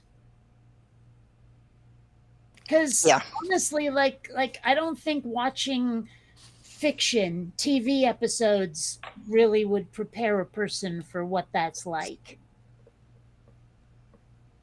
Yeah, I'm sure it wouldn't. Well, yeah, similar things like, I really don't want to screw around with the hard drugs, but it would be interesting to know what an acid trip is really like.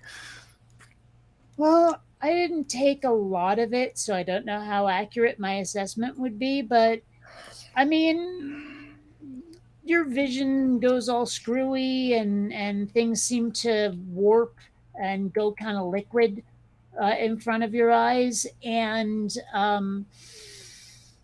I mean, there's some strange body effects that make it kind of feel like you're out to sea. There's a lot of waves, but no real nausea. You're just sort of bobbing a little up and down.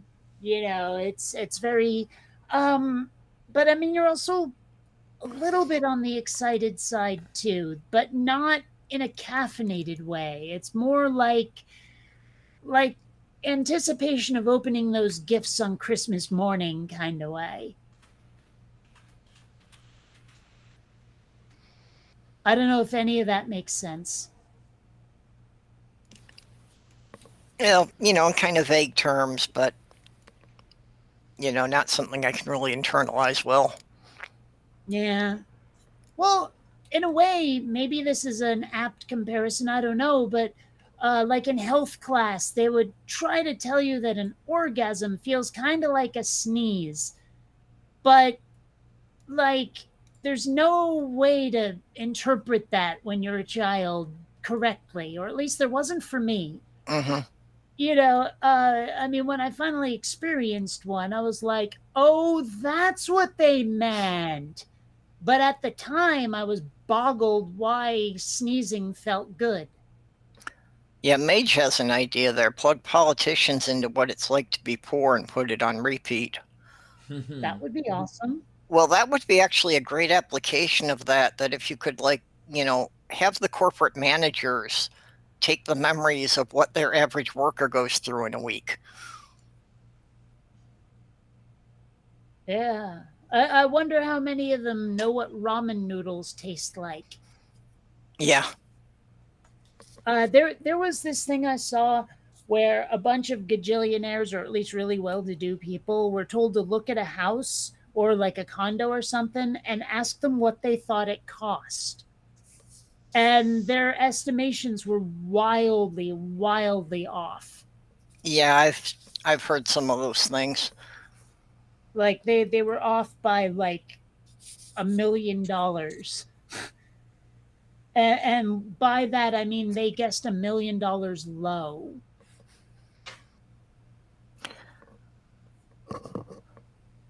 Well, So we kind of had some rounds of that with the COVID and that, with some politicians trying to estimate what it costs to feed a family. And I mean, I also heard about this.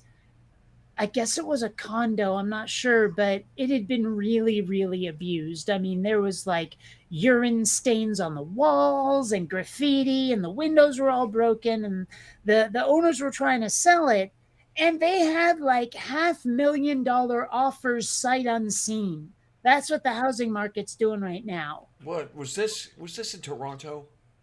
I don't know where it was. I don't remember. I just saw the article and noted the part about the price.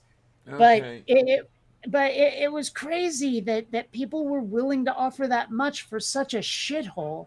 I mean, obviously they were like people trying to be future landlords, but I mean, like it would have to cost a lot to fix that up, Well, it's wouldn't amazing. it? It's amazing how little future landlords will put into a place before they put it on the rental market. Well, Yeah. even if they don't though, the fact that people were willing to spend that much to buy something so dilapidated is just strange to me. I mean, like I get it, but I also don't. Yeah, it depends who they're asking, but yeah, a lot of those people, they don't have a real concept of money. Mm-hmm. You know, it's just kind of an artificial point system to keep track of who's winning. Yep. I mean, this may be a radical view, but I want money to be able to do things with it. Yeah. You know, like Well, I even to don't know do if you simple saw. things.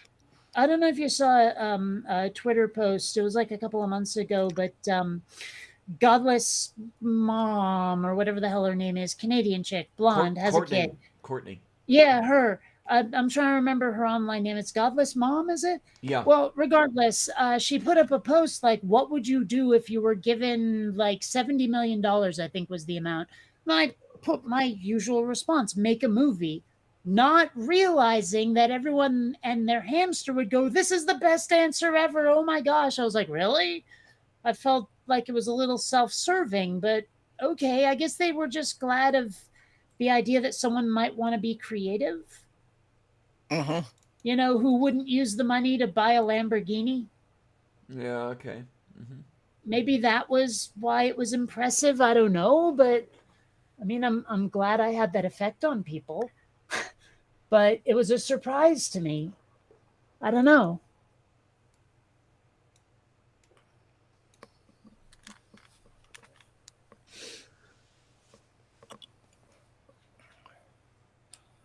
Yeah, I've never been impressed. Von Rick, I was not dishing ramen noodles. I was saying that the people who are super rich don't know what it's like to have that as your only food. Yeah. I mean, don't get me wrong. I eat ramen noodles all the time, and not just the stuff at those restaurants around here. No, no, no. I mean, like the Top Ramen or the Maruchan or any of those. I will eat those just because I kind of like them. Heck, I've made stir fries out of them. You know, you can get pretty creative with ramen noodles if you decide to try. Tayo Karastu. Yeah. You know, so I mean, no, I'm not dishing on ramen. I'm dishing on the people who would dish on the people who have to survive on ramen. Ramen noodles, a bag of mixed vegetables, and a leftover chicken breast makes a decent soup.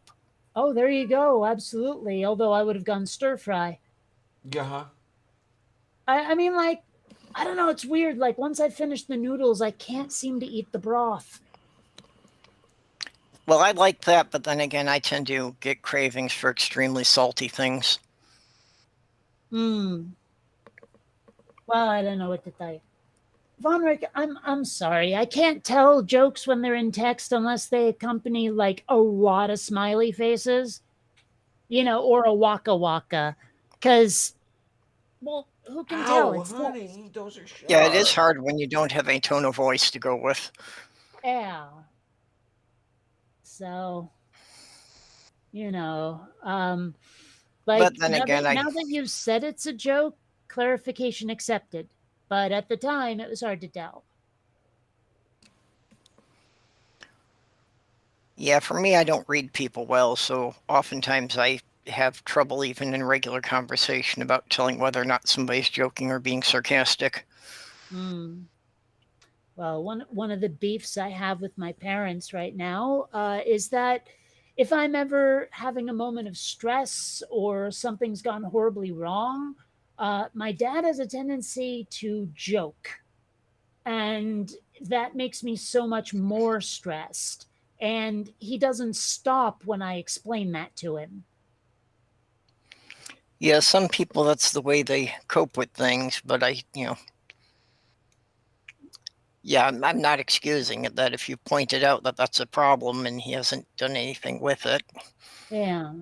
So, getting him to knock that off is really high on my list of, if I do actually let them back into my life, they have to never do that again. Okay, well, I am going to have to hop. I've actually been here far longer than I intended to be. Mm. Oh my. Well, it was still good to have you around. Yeah, well, absolutely. We don't have that. Yeah. anymore. I'd like to get in more, but I don't know. Lately, there's just been more things going on, and I've been not having the energy to be very social. Understood. Hey, Math Pig's Yeah. here. Hi, honey. We all get that way. Oh, hey, Matt Big. Eh,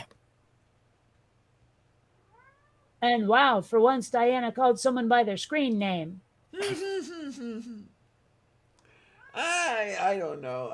In some cases I know to not do it, but in most cases I tend to think in given names.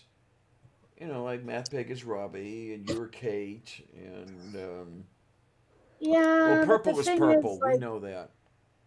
the thing is though that like there's people where I only know them by their screen name because that's the name I see online. And so when you say their given name, I boggle because that could be anybody. yeah, I'm frequently confused because it's like everybody online has at least 3 names, and I can't keep track of keeping them all connected. So I'm if you're actually- calling somebody by something other than the name I'm currently seeing on the screen, I'm often confused who you're talking about. And I have been a little afraid to change my name on Facebook because they killed my actual account for bullshit reasons. Right. And I'm worried that if I change my current account to my actual name instead of the respelling of my name, that they'll go, wait a minute. Yeah. Yeah. I don't need another account dead. So, well, that's been something I've been wondering about is that name. Should I have my actual name on Facebook? Is it safe to have my actual name on Facebook, or would my account potentially be in jeopardy? I'd be Or the cautious. I'd be price is right. cautious. Well, I mean that is sort of the way I'm leaning, but I don't know. Yeah. I have been moving away from Facebook for the last several years, so I don't even know how they run things anymore there. I still prefer the format to Twitter. Twitter pisses me off. Well, Twitter definitely has a problem with just, the limit of characters, and That's Twitter. why it pisses Yeah, me off. Twitter is fine for jokes and memes. No one should ever try to have a serious discussion there. Oh, right. Yeah. Absolutely. Oh, what, honey? What? Those are sharp. Did you not know that those are sharp? I have a very smart kitty. My kitty has learned to math. Oh. Okay. Well, he's got a separate from his food bowl. He's got a little plastic treat bowl by the closet door. And I drop the treats in there one at a time. and he just looks up at me, and he won't look down until he hears at least 5 impacts in the bowl. If there's only 4, he'll keep staring me in the face. Like if I drop 2 at the same time, so it only made 1 noise, he'll keep staring at me until he hears 5 noises. So I think he's learned how to count to 5. Well, my cats can tell time. Yeah. They know exactly when they're supposed to be fed, and they will start to bug me 15 minutes beforehand. I think they're sensing the magnetic field of the Earth. I think they're just using the internet to, get in touch with the atomic clock. Oh, there you go. There you go. Mage said social media only wants state-approved socializing.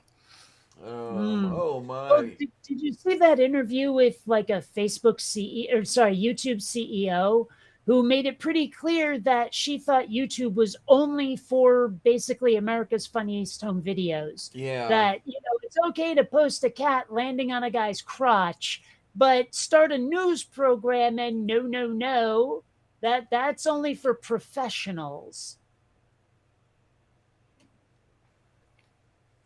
Is am I not too knowing on for to that one? Okay, well, I have to pop out, so I will catch you all later. Well, All right, take have care, fun. honey. You be good. Catch you like the plague. Yep. Well, if you're around, I'll be running mine tomorrow afternoon, so. Okay then. Yeah, because I'm gonna have a show tomorrow evening. By the way, it was a kind of a pickup show. If anybody else wants to come by, let's please do. Tria said something about QPR, and I had no idea what this was. And it turns out to be queer platonic relationship. Okay, yeah, I saw the QPR thing, and I didn't know what that was referring to. Yeah, and then I said, hey, you want to get on and talk about this stuff? Because I'll bet I'm not the only one who doesn't know what it is. So there's Tria, there's me, there's another person Tria knows, and there could be more of us if we wanted. Yeah, well, is this anything at all like being demisexual? Okay, I guess its own kind of thing, but it's not a demi thing. It's from what I understand, it's kind of a more than friends, less than lovers. yeah. And I'm probably explaining it horribly. Well, there's a Facebook group I'm in called Gals Just Being Pals, but the theme seems more like there's these women that the straight world thinks are just really good friends, but they're really good friends. Okay. Yeah, and that's not necessarily the direction that the QPR goes. All right. Yeah, the QPR. Yeah, actually, well, from talking with Tria and comments from some of the people that follow her, I'm actually really feeling that my relationship with Sloth Girl probably falls somewhere in the aromantic spectrum. Okay, yeah. I hadn't really thought of it that way before, but Yeah, because we're kind of attached, but it's not sexual and it's not romantic. Okay, yeah. There was a thing that Tria gave me a link to a fact sheet or whatever you want to call it, and one of the things they said is that the QPRs might blend activities and things that most people think are reserved for one group into another. Like blend romantic activities into a friendship. Okay, so friends with benefits. Yeah, kind of. Yeah. All right. Why not just call it that? That's the term everybody knows. Has it become derogatory I don't. when I Well, wasn't no, paying know. attention? I don't know. I think I would think that like people like Tria would be avoiding that because friends with benefits, people usually assume that means they're being sexual. Isn't that So what I we think they're just trying to said? make it something. Well, I think they're trying to, have it as something separate from that. That's not a sexual thing, but just they spend a lot of time doing activities together. But I thought the idea was romantic activities. Yeah. Well, yeah, romantic, but not necessarily sexual. Okay, Well, so what? it's Like what? Long walks on the beach, dinner, looking Yeah, meaningfully into each you know, other's eyes, maybe that kind of even stuff. well, maybe even cuddling up together watching a movie, but that it doesn't go to Mm, anything that gets to taking clothes off. well, Well, hell, that I've sound. I said. mean, except for the not taking clothes off part, it sounds kind of demisexual. Well, I mean, even I mean, because it will eventually get to that. Well, I guess we'll find out tomorrow night because I'm just kind of conjecturing on this. yeah, I'm going to be asking a lot of questions because there's a lot I want to learn. And Tria says she's not being in a QPR, but the other person may or may not be in one or have been in one. I don't know. We'll find out. Now, I have one question Yes, though. dear. One last question. Yes, dear. How does NPR fit into this though? Oh my. Well, there were some shows broadcast, yes, and no, huh? I don't know. I'm just trying to make a really bad sexual pun out of Garrison Keeler. Oh God, good luck, good luck. Didn't he like go down for some sort of horrible sex crime or something recently, or just harassment? I don't know. I remember hearing his star had fallen because of his own behavior. Oh, excuse me, I'm not sure. I It's, must have missed that, eh? It seems to be a prerequisite of being famous that at some point you have to do something skeezy. what's the word I'm looking for? Um, Harassment? I'll try that.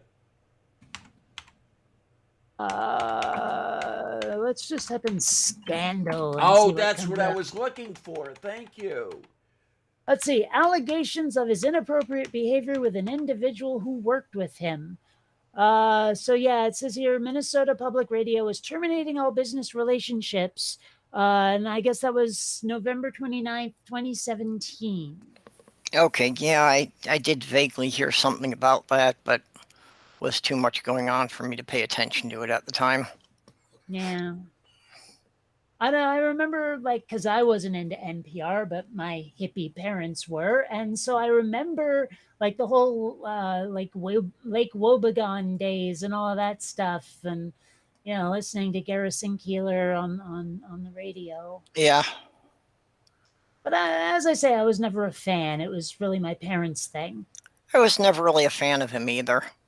No, I mean of NPR in general. Oh, I used to have. Although I seem to remember they did broadcast that Star Wars radio play when it was new. Do you remember that? They had like a Star Wars like audio book kind of thing, but not a lot of narration. It was just the characters saying stuff. I don't remember that. I have it on disc. They never got to Return of the Jedi, but I think they had Empire Strikes Back along with A New Hope. And I mean, I remember listening to that.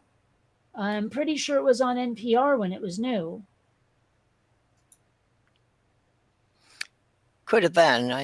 They did tend to do radio plays and such Yeah. on different things, but I don't remember a Star Wars thing. Okay, well, I've been trying to leave, so I gotta go here. Take care, honey. You Yep. be Oh wait, good. Purple. Bye-bye. One last thing. Yep, it'll only take an hour. Right.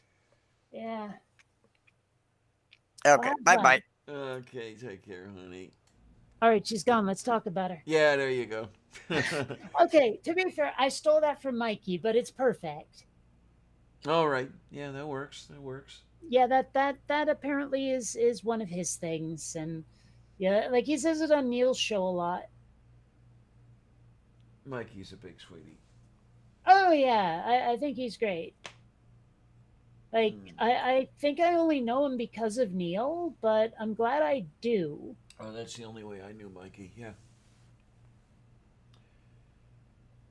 I'm trying to think back to how I got to know various people.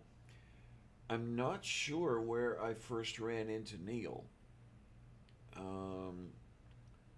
I know where I first ran. Well, I discovered you just by looking from channel to channel to channel, but I met you through the Godless Iowan. Yeah. which Um, I honestly do not remember. I really don't. oh, okay. Because there was the show that Anti Ordinary, me, Iowan, and Snarky had together. It was called the Transatlantic Atheist Experience or some shit like that. Okay, that title is definitely familiar. Yeah, because Demi and I were the trans, of course, and then the Atlantic. Right. Demi and I were separated by an ocean. Um, and then, okay, there was one show where a friend of mine wanted me to get down to the Pride Parade on a Sunday. So that was the Sunday that we were going to have the show. So Matt went to you and said, "Hey, would you fill in?" And then you filled in with Demi. And then that next month, Demi wasn't there, and you filled in for her, and that's where I met you, and the rest is Okay. history. Uh, Yeah, I'm afraid we're doomed to repeat it. oh my! And I'm trying to think. I ran into the Godless Iowan through Johnny Drive By because he That's just a name I'm only vaguely familiar with. yeah he didn't appear very often in very many places, but he did appear every now and then. And he happened to see one of my educational films when I was still trying to be educational. Hmm. And then he answered it with, you know, hey, this is great, darling, wonderful stuff, and everything else like that. And then um, I was listening into one of the shows where he happened to be on, and Iowan and Snarky happened to be there. They invited me on the live stream, and that's where I started meeting a whole bunch of people. That, Actually, I know where I met like Godless Iowan, and that was almost certainly through Surus. okay, okay. Yeah, I knew Surus before So I knew anybody, and I didn't realize that. Um, but there was one one thing that McRae had going, and I was on a Discord channel with that, and Surus happened to be there, and we got to talking. And I didn't realize he was anybody in the community or anything. I didn't realize there was a community yet. Um, right. and then when I started hanging around with the community, there he is. He's like, "Yeah, I remember you." I said, "Yeah, I remember you too." You know, one of those. Um, Yeah. Well, and it was probably through Surus that I met a bunch of other people, and then through them that I met a bunch of other people. I am still trying to figure out how I met Neil. I mean, it was almost certainly through like another Canadian YouTuber, or actually, yeah. you know what? It could even be a much easier explanation. He could have just subscribed to me and talked a lot, Okay, that's a possibility. I'm and after a while, if you're on my comment pages enough, I start to remember your name. I'm trying to remember. I may have run into Neil through um, another freaking atheist, Don Michaud. Hmm. He also Uh, could have joined my Facebook group. Tayo Korosto. Yes. Oh my! But it's amazing though when I think about it. It's not all that long ago, but it feels so long ago. Well, for me, it's been quite some time. Well, yeah, you've been around since the Precambrian era, if I remember correctly. More or less. I mean, I was here when YouTube still had a 5-star rating system. Mm. Yeah, That was quite some time ago. yeah. I showed up in 2017. I showed up in the atheist community maybe early 2018, but uh, I was working with the New Covenant group for 6 months before I knew anybody in this era.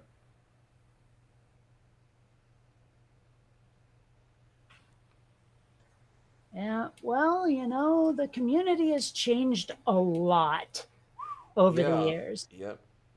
And people have come and gone. Some of them are literally gone, as in dead, and it's been a wild ride. I'm not sure how much I'd want to repeat it if I knew what was coming, but it's still been pretty interesting. Yeah, All of the scandals and the hatreds and the good times and the bad. It was the times we came together, not so much as a community to help those of us who were in need, but actually, like, there used to be something called the Ponage Olympics, and that was basically just who could rip someone a new one the best. And there oh, were okay. certain categories, and I mean, this was back when Venom Fang X was still a thing. Oh, Lord. Yeah. Yeah, I mean, I remember when he had to apologize to the internet because he was just doxing everybody as if that was something you could just do. Yeah, huh? And I mean, a lot of people don't even remember that. A lot of people, like they remember Adpocalypse better than that. Mm. But I remember how much fun it was to have Venom Fang X to kick around.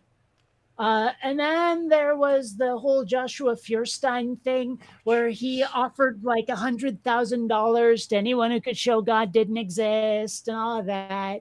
And then there was Harold Camping who predicted the end of the world and it didn't happen. And there was like Ted Haggard. Remember Oh, Ted I remember Haggard? Ted Where he was Haggard. caught in that scandal where he was like rabidly anti-gay, and of course he was caught in a bathroom, Yep. with a hookup. So yeah, I mean, a lot of the atheists today in the community today don't remember any of that, weren't there for it, and it's a shame, really. I wish they'd been there to see it because it was so interesting. It really was. I miss. And there was also a lot more theists around to criticize. I Yes. mean, like individual theists, the way we are individual atheists. People who were not part of an organization, weren't part of PragerU or Answers in Genesis. Yeah. Yeah. I mean, I almost miss Neffy. And as you said, Mm. Venom Fang X. And And oh, what was that other guy? Oh, he really tried to rip into me once, and I thought it was hilarious. I saved it. I should go look. But there was that other guy. He was such a prick, and everyone hated him. Let's see. I think I have it in my atheism folder and not in my photos folder. Let me not actually accidentally share it because it's got some naughty words in it. Where is it? Oh, come on. Please tell me it's in here, because if it's in my picture folder, I'm going to have a hard time finding it.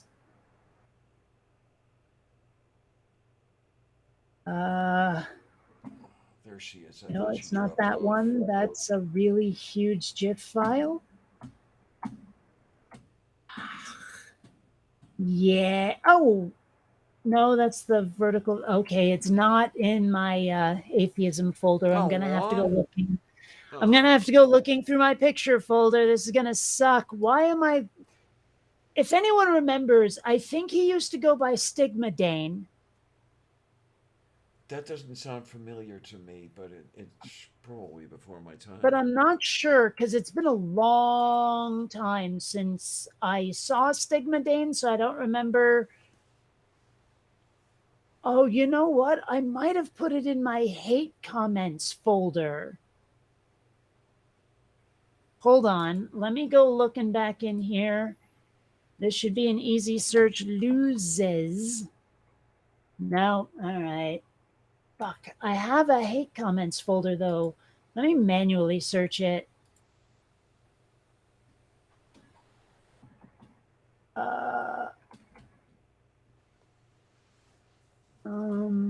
It's not Brett Keane. I know that. It was the other guy.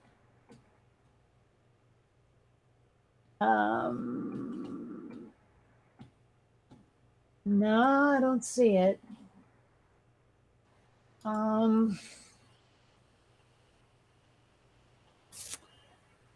Okay, back into the pictures folder.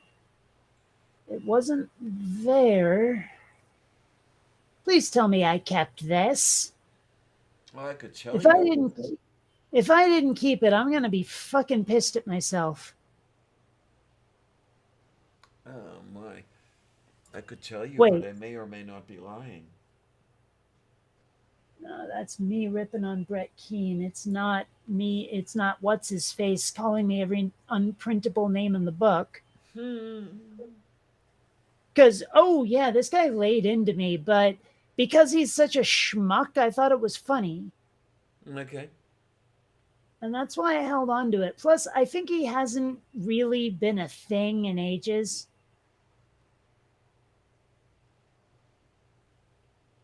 Like, I think he just sort of faded away.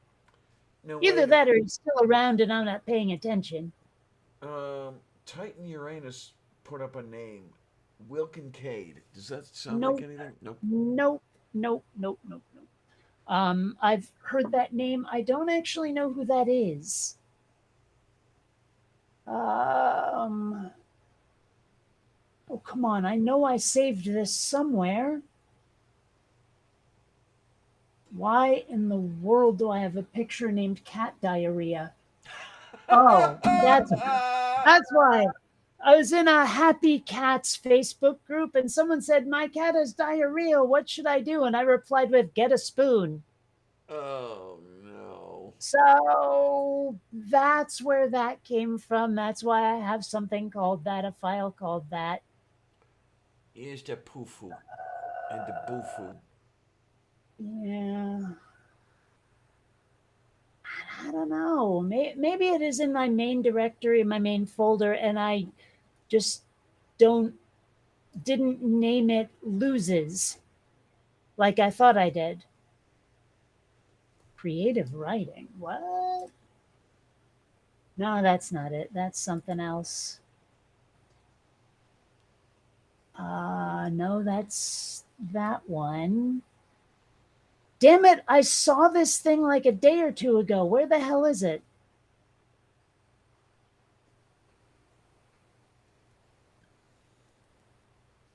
Oh, well. I guess it doesn't matter much, but damn it, I wish I knew where that was.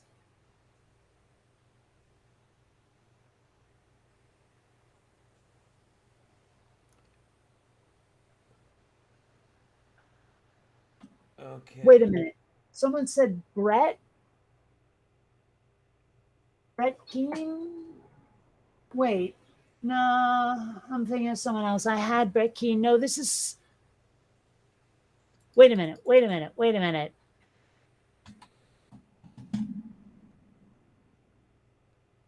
Damn it. I thought I had the right file search term.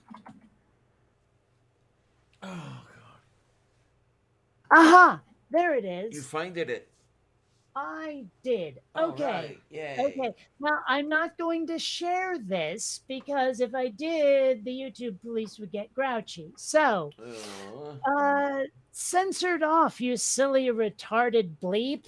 You never agreed with me on the things I rebutted. You're an unprintable liar. Stay the bleep off my channel, you silly, retarded, brain-damaged bleep. Oh, jeez. Yeah. Bruce Shepard is the name. I think that's Stigmadane because I named the file Stiggy Throws a Tantrum. I'm just saying.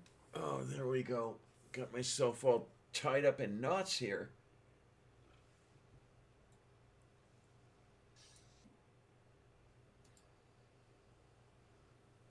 Oh, God. Okay. Oh, my. I don't know. I really What? need some work done on my spinal column.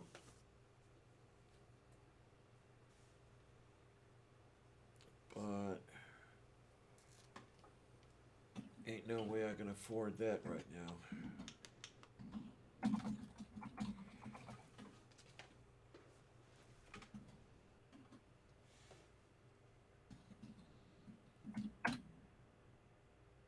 Sorry, I'm fucking with someone who decided to use CRT, and I know they mean critical race theory, but I used cathode ray tube. Moo. I mean, I'm hoping he'll see the humor in it instead of get cranky, but it's the internet, so Yeah, I have to admit, every time I see CRT, I'm not thinking critical race theory. yeah. I really wish that people could find their own acronyms. Ah, You know, I mean, it's meant something specific for a very long time, and then people come in and go, nah, this is ours now. I don't think that's really polite. it's especially when you've got like CRT has been a cathode ray tube for well over a century. Really? I thought it was just decades. Um, I believe it was called a cathode ray tube at the time that X-rays were discovered, and that was, I believe, turn of the 20th century. Huh. Fair enough. But This was a time when they yeah, didn't know what electrons were. These were just rays that came off the cathode.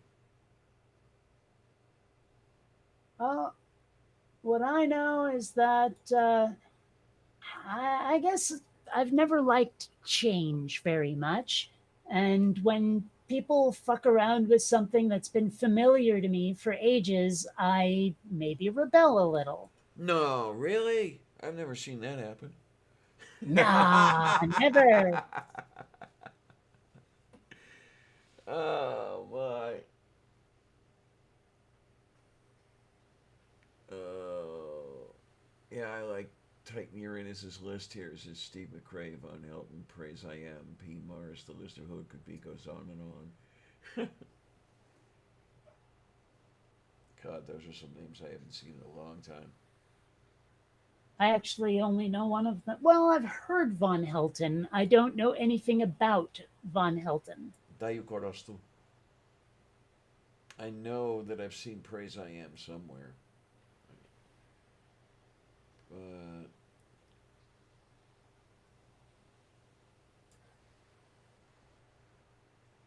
well, I have my ex to thank for all this because she's the one that started pointing people out. I think she's the one that pointed Aaron Ra out to me.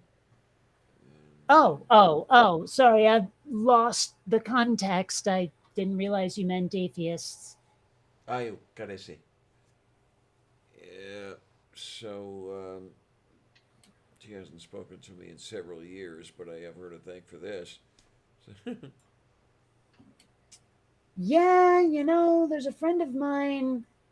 I hate to say this, but kind of gotten bored of her.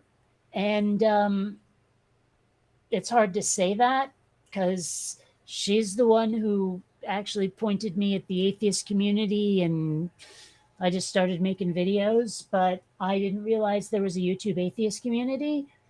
And so I do owe her a lot, but I hate to say it, I kind of find her tiresome. Oh, what? Well, the real reason is because she's constantly depressed. And I don't mean like clinically depressed. I mean just mopey. Oh, life. Don't talk to And me about honestly, life. life is just too short for that. Yeah, I mean, I don't like spending my life hanging out with Eeyore. Okay. How do you put up with me? Mm. Although I have to admit, there have been times when your cynicism has made me not want to. uh, but that's Well, my I mean, but there are times when it just shuts down all conversation, and that's frustrating as hell. that's my long suit.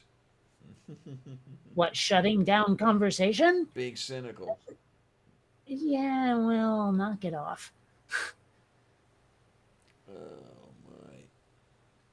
I mean, no, seriously though, I'm not even kidding. There have been times where it's like I want to have a serious discussion, and you shut it down with a quip.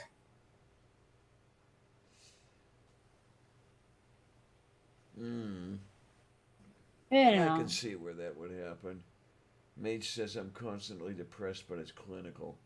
Tayo korostu. Well, I mean, okay. I know there are people who are like chemically depressed, and I know I was having depression from the lack of sunlight in Seattle and all of that.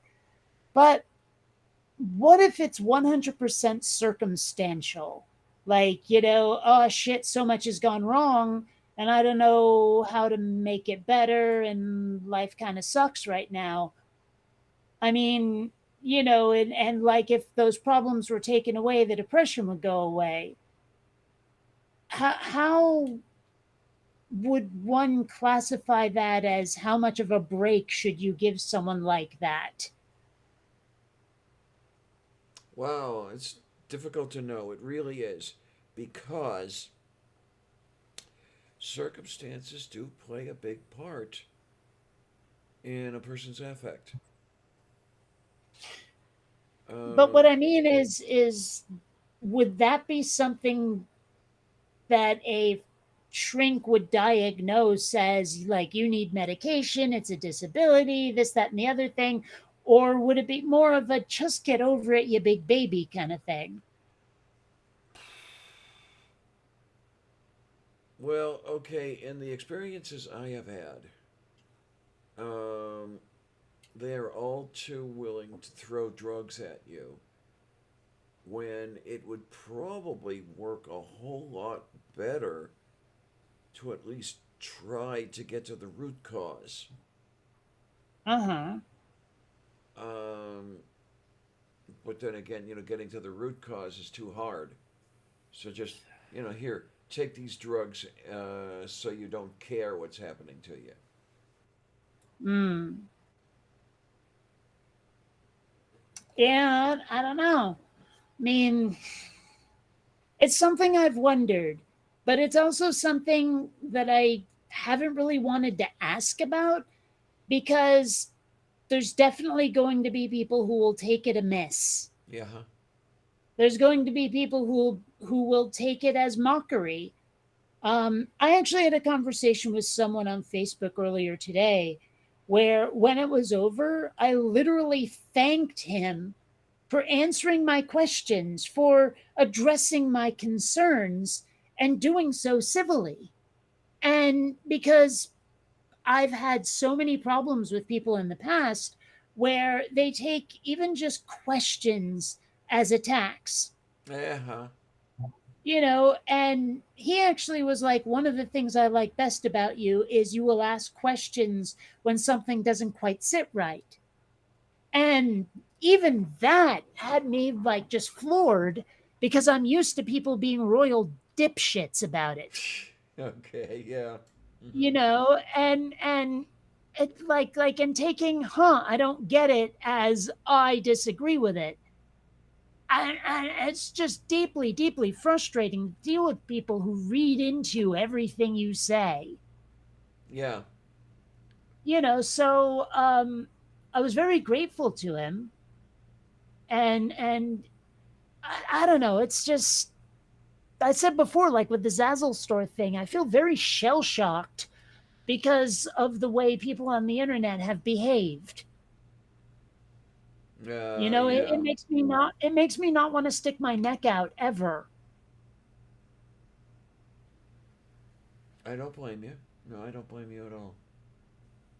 So I mean, I don't know. I don't even really know what I'm trying to say right now. I, Well, I I just know that there have been things that have happened online that I think shouldn't have, and I know some of the people responsible for it, and well, I don't know. I don't know.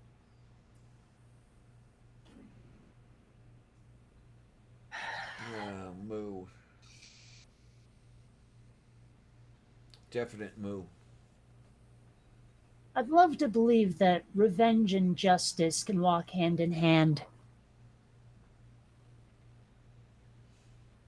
I don't know.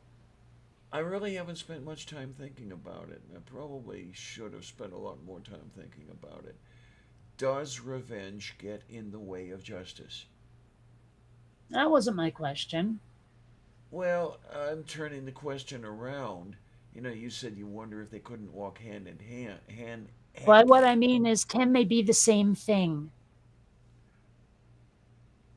Okay, okay. And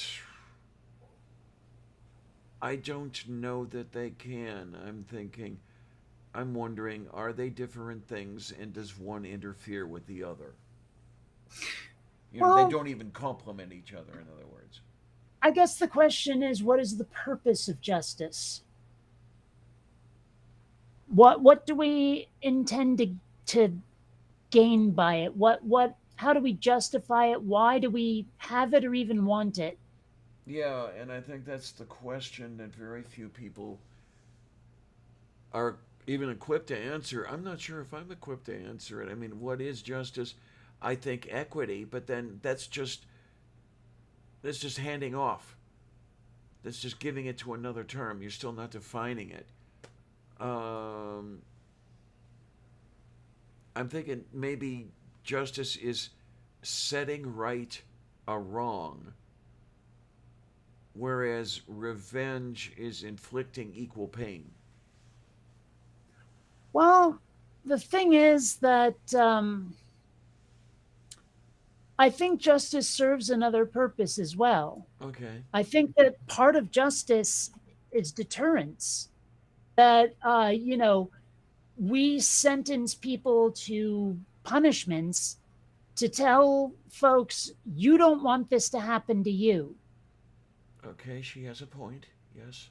Imagine if you were the one who had committed this crime and now you're sentenced to whatever it is. You don't want that, do you? Yeah, it's a good point. I mean, that's got to be part of it, is like, we're going to make an example out of you.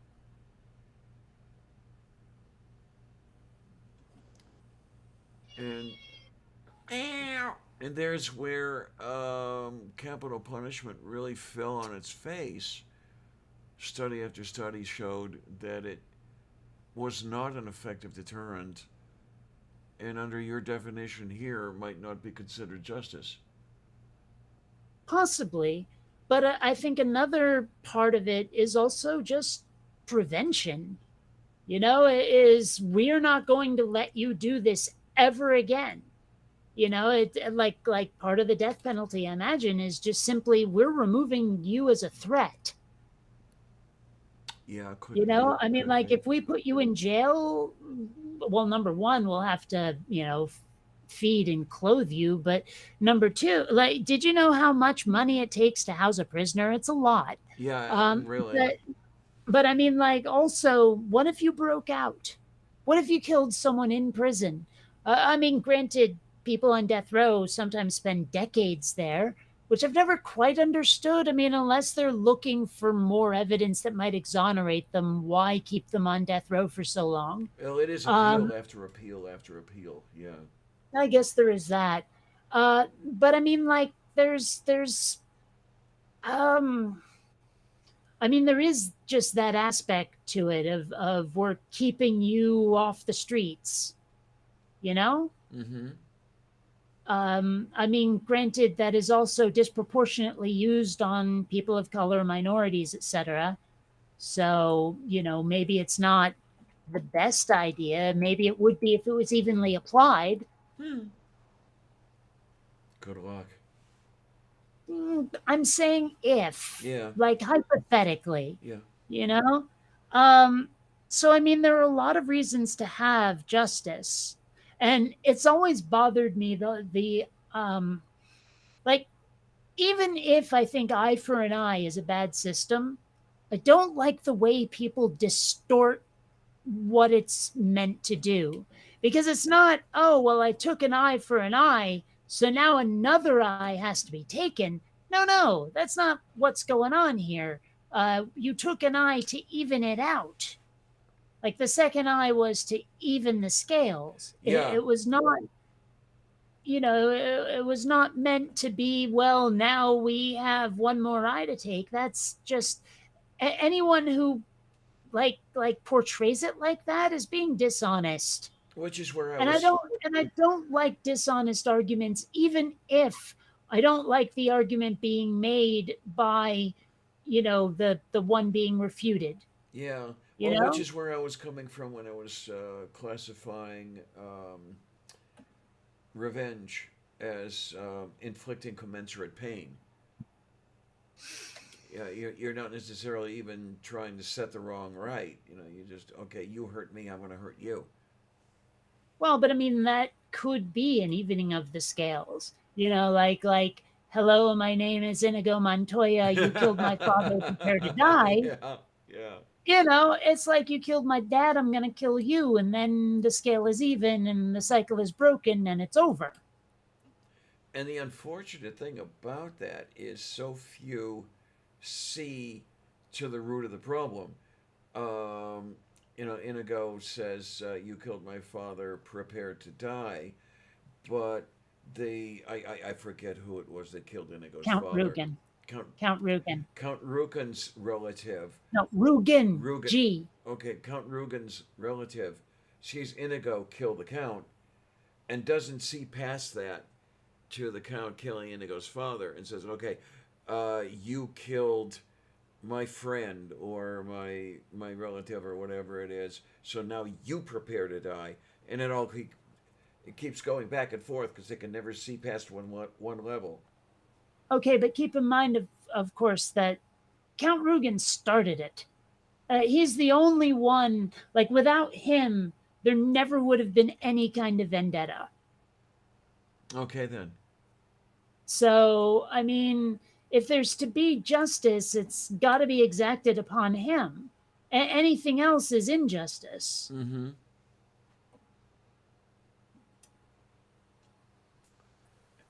At least that's the way I see it. I'm sure there's someone out there who listens to that and goes, "You're sick. You're a sick person." I mean, there's always someone who has some reason to disagree. I don't know. Oh yeah, always. Sometimes I believe that they are person, called. I believe. but well, I mean, sometimes that person is me, but like rarely do I disagree just to disagree unless I'm also trying to be funny. There you go. So you would not necessarily be a contrarian. Yeah, I wouldn't be a naysayer.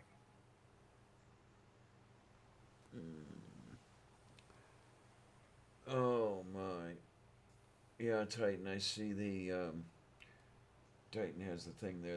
An eye for an eye leaves the world blind, and Which is the bad argument. I'm saying don't say yeah, that. yeah, Because I mean, it doesn't leave the world blind if you recognize that it's the second eye is meant to balance the scales. It's not taking an eye for an eye means that someone got away with a crime, an atrocity, no less.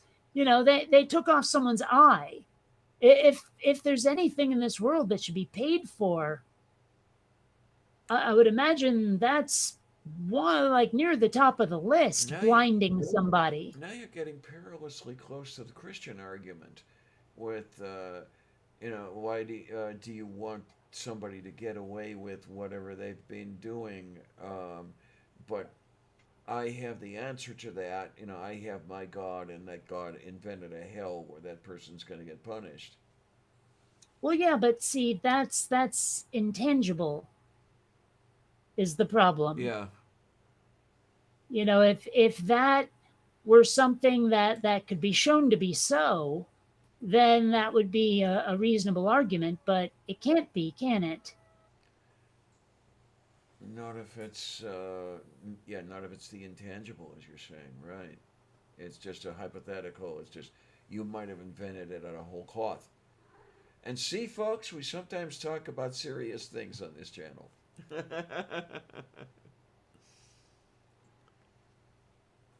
I don't know. I have given a lot of thought to the definition of justice and how it should be applied. I don't know. I guess it's been close to my heart if for no other reason than because a lot of the times when my parents would punish me, it was completely unjust. That like it's one of those cases where they just wouldn't listen and didn't care about the facts, didn't care about what really happened. You know? Mm-hmm. I'm really not okay with people who pull that shit.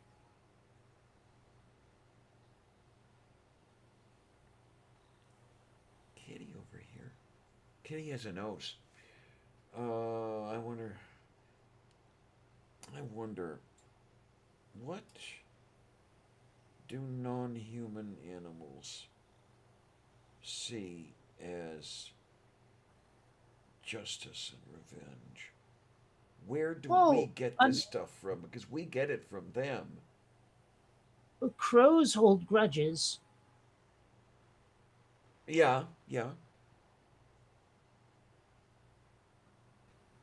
So there's that.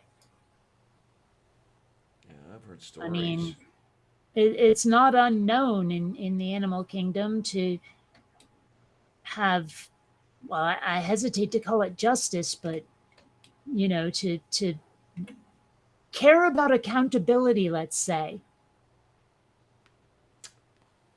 Yeah, huh? What, honey?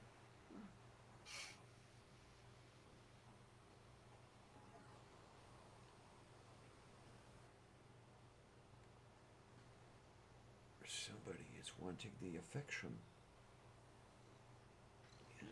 Yeah.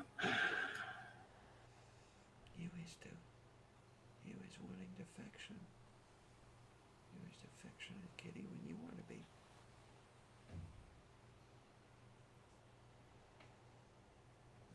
Facts just get in the way. Yeah.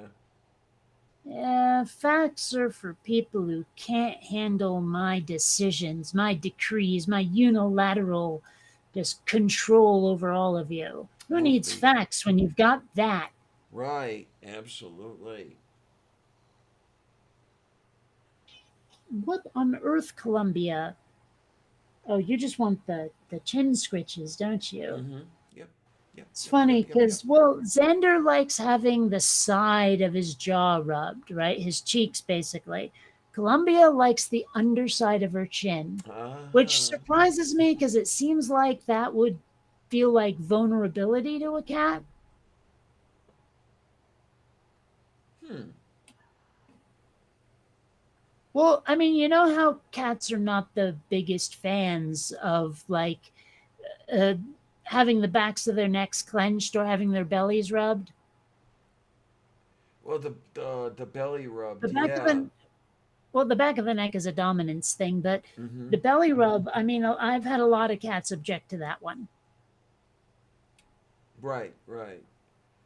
And I guess that is a position where you really don't have a mechanical advantage against your opponent, right? I'm sorry, what? I guess when you're on your back, you don't necessarily have a mechanical advantage over your opponent, do you? Are you trying to say physical? Yeah, I guess that would be a good way to put it. I mean, yeah, I mean, I guess. I'm sure it feels uncomfortable for animals that have instincts to be in the wild. Hmm. I'm sure it's uncomfortable for them.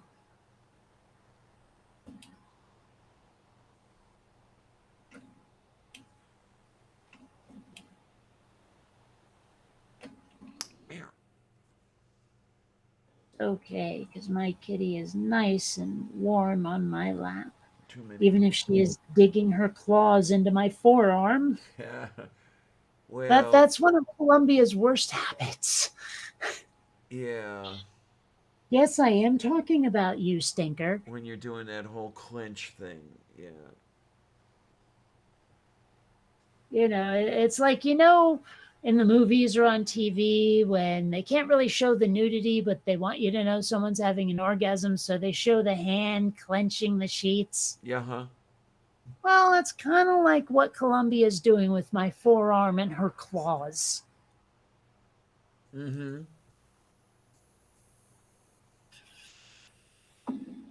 And I assure you, I'm not amused.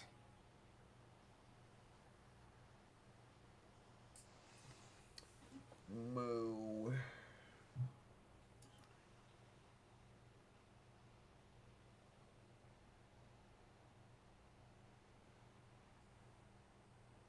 Yeah, cats have scent glands. I like that.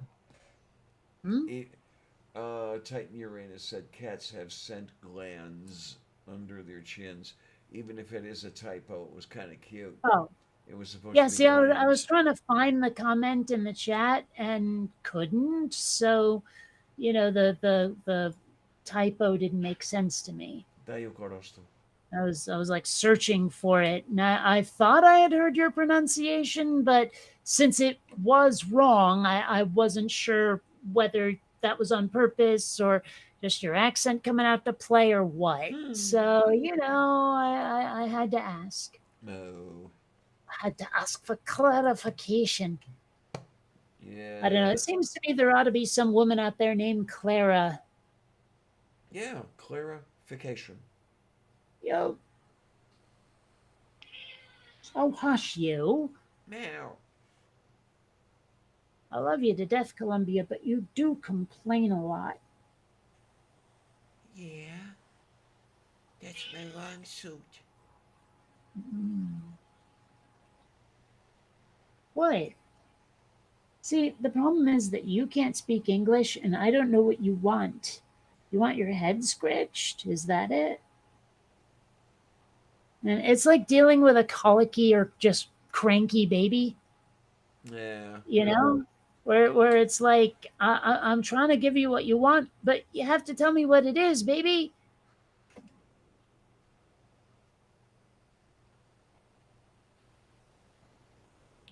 What do you know from nothing, you bastard? I don't even know where I got that from. I think it was actually Eddie Murphy in Coming to America. Like, I know you haven't seen it, but there's this one scene where he's playing an old Jewish guy in a barber shop. I was going And to ask, is that the Jewish barber? he does it so freaking well. I mean, like, it's scary. If you didn't know it was Eddie Murphy, you wouldn't know it was Eddie goddamn Murphy. Mm-hmm.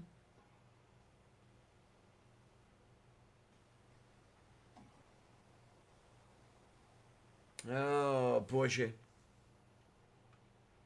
Yeah, bourgeois. Yes.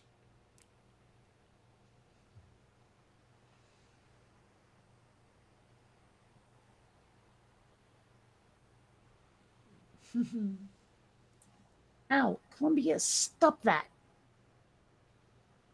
Let's get them both get all over you. Huh?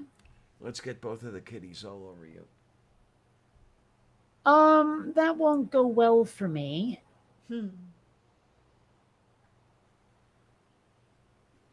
Well, I mean, they have reached a sort of detente. but they're not friends by any stretch. I mean, Okay. they don't snuggle, they don't cuddle, they're not brother and sister. You know, even though I call them that, I'd be like, Xander, be nice to your sister, you know, that kind of thing. Because he usually is the instigator of their conflicts, but it's clear he's trying to play. When Columbia does it, I'm not so sure. Okay. Yeah. There are times I think she has ill intent.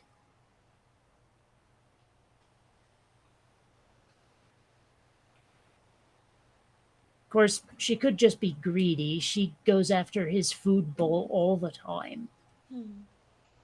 So there is that. Although sometimes I've caught them switching. Or it's like halfway through the meal, they decide, okay, rotate. Oh my. Needless to say, I find this odd.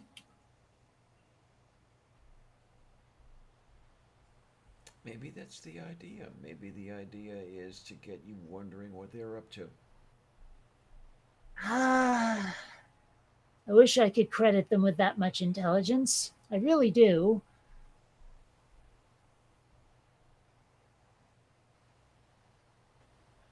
Yeah, actually, Titan there. She likes when you rub there because you're hers. That's something I've asked people and never gotten a serious answer. Is when cats mark something, you know, they're saying it's theirs. If you deliberately put your hand on their scent glands, are you declaring yourself theirs? I just don't know because there is the possibility that the claiming, the saying, you are mine, must be accompanied with a motion on the part of the cat. It I only works suppose. if the cat is doing it rather than if it's being done to the cat. I don't know. There is that possibility. I don't know. Hmm. Well, I don't know. Um, She seems to like it though. When I rub the underside of her chin, she just closes her eyes and she looks absolutely blissful.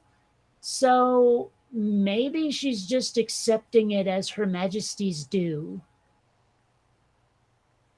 Uh huh.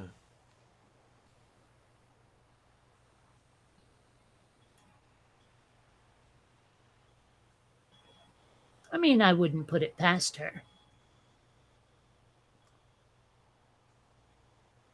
I mean, you should see her when she's riding around in that backpack. She looks like a regal empress. You know, she looks just like she's going, yeah, that's right. This is how it's supposed to be.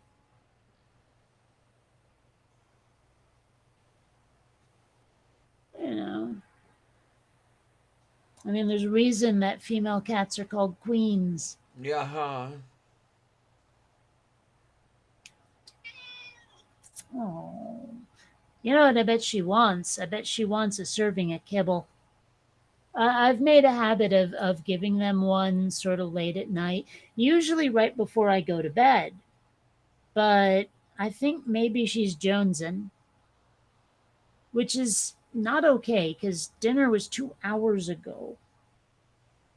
You can't be already hungry unless you didn't eat dinner. Did you let Xander gank your food? Yes, I could be hungry. Yes, I can. Well, she shouldn't be. You're not supposed to need some nosh again, kitten. That was then. This is now. Well.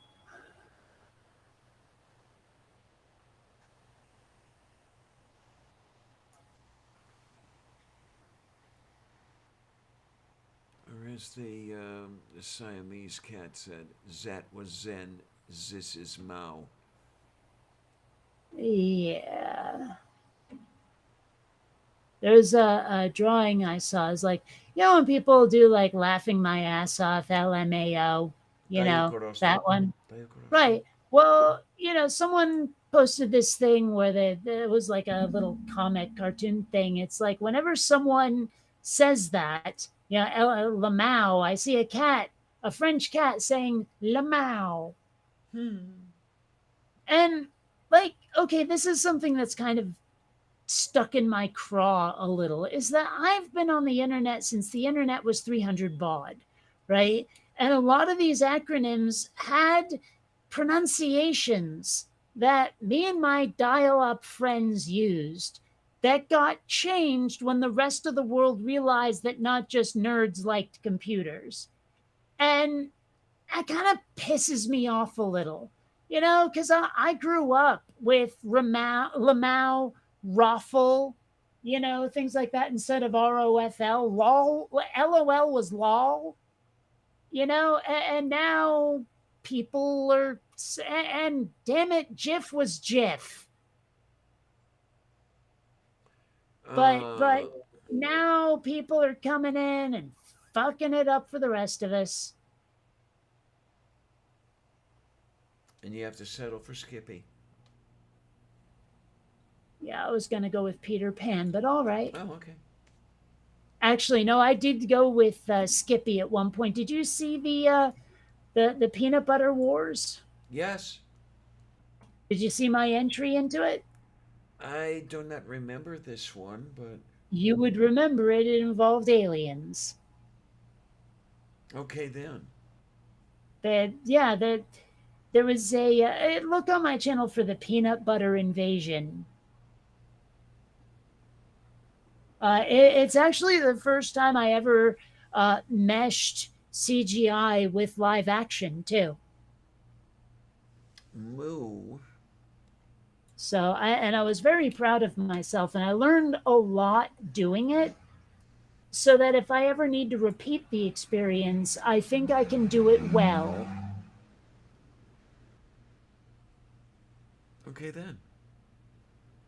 Well, I've long said I'd love to do something like Roger Rabbit, but with the adventure cartoons instead of comedy. Uh-huh.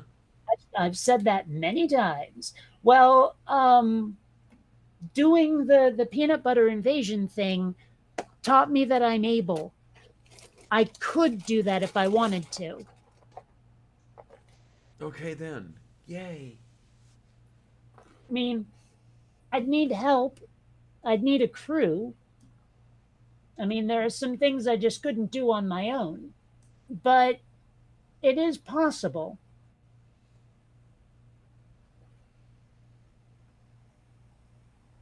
Okay, definite moo.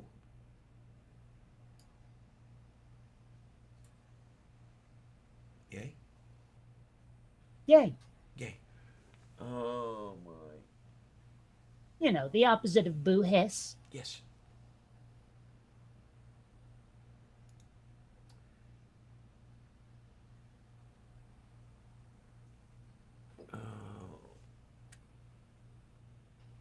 I don't know to knowing. Starting to run aground. It does seem that way. Man, I don't have another topic to bring up at the moment. I guess I really don't either when you come down to it. Yeah, and it's, well, over here it's past 11 p.m. Here it is not. Yeah, it's just past 8 p.m. where you are, is it not? 8:09 according to my clock. And by my clock, I have 2309 hours. Yep. Oh my, gonna have to get a whole bunch of stuff together and done and everything. I know that I have to do the paperwork to recertify for Section 8. It's gonna be a crap load of fun. They always do it just a few days. They send it to you just a couple days before they want it back.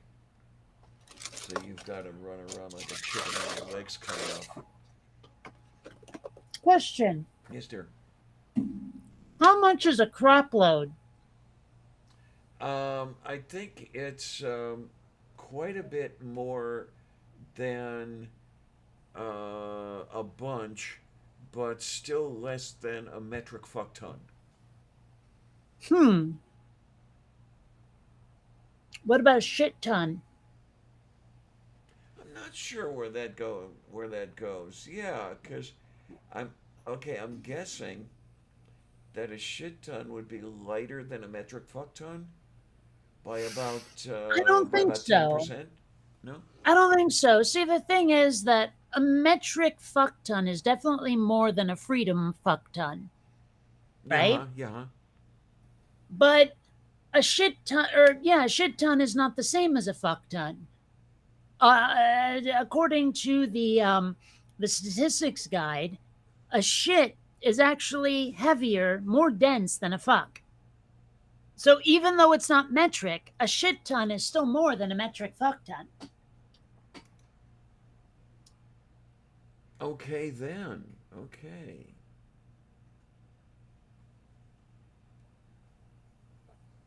What do we got here? I gotta look up the little thing over here. Uh, The little thing that could. yeah. All right. All right. Peanut butter invasion, bionic dance, minute and a half, 2 years ago. There it is.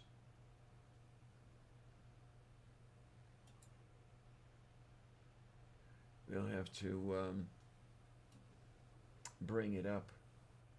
Yeah, I see a peanut with no one is safe. That's not a peanut, but okay. It's not a peanut? No, it's an alien's head. Oh. Okay. But anyway, yeah,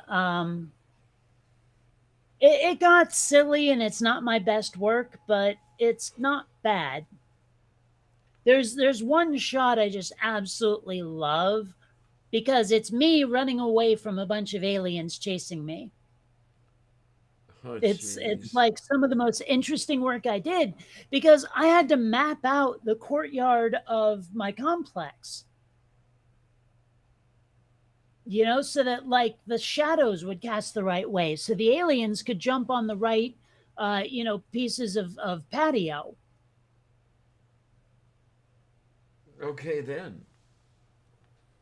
So basically, like, well, but another thing I discovered, and this was crazy pants, is that 3ds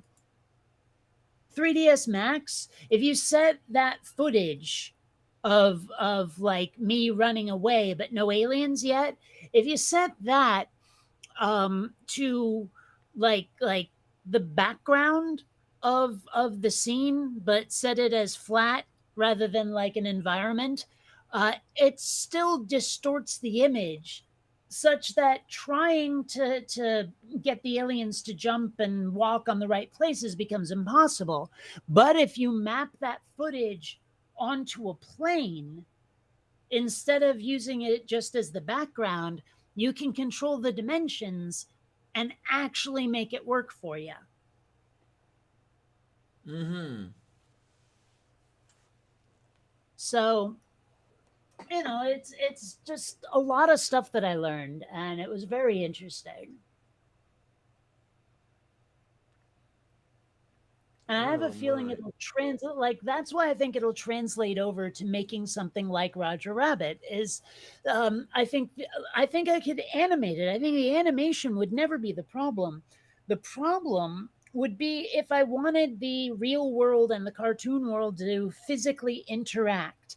Like if I wanted someone to hand a can of Pepsi to someone else, but one of those someone else's is animated, that would be hard, right? So I would need some help, maybe building a mechanical thing that could do it, or I would need some help, like I don't know, just have a human stand in for the robot and figure out how to rotoscope them out later. I don't know. Okay then. So it's a lot of things I've been thinking about. I don't know.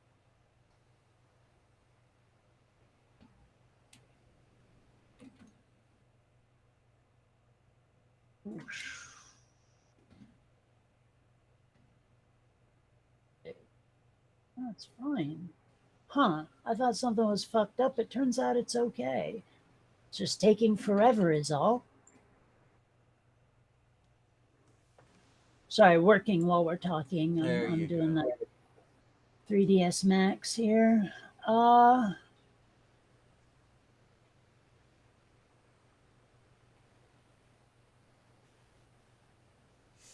let's see if that works.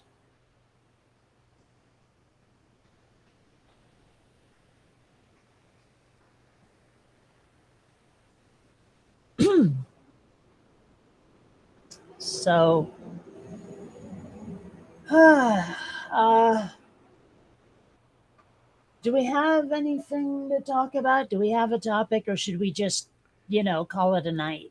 I'm thinking, yeah, maybe given the clock time and everything, maybe it's maybe it's good to start wrapping things up. I mean, we've got three people here who have hung on through thick and thin. I don't know how you guys managed to do it, but I'm certainly happy you do.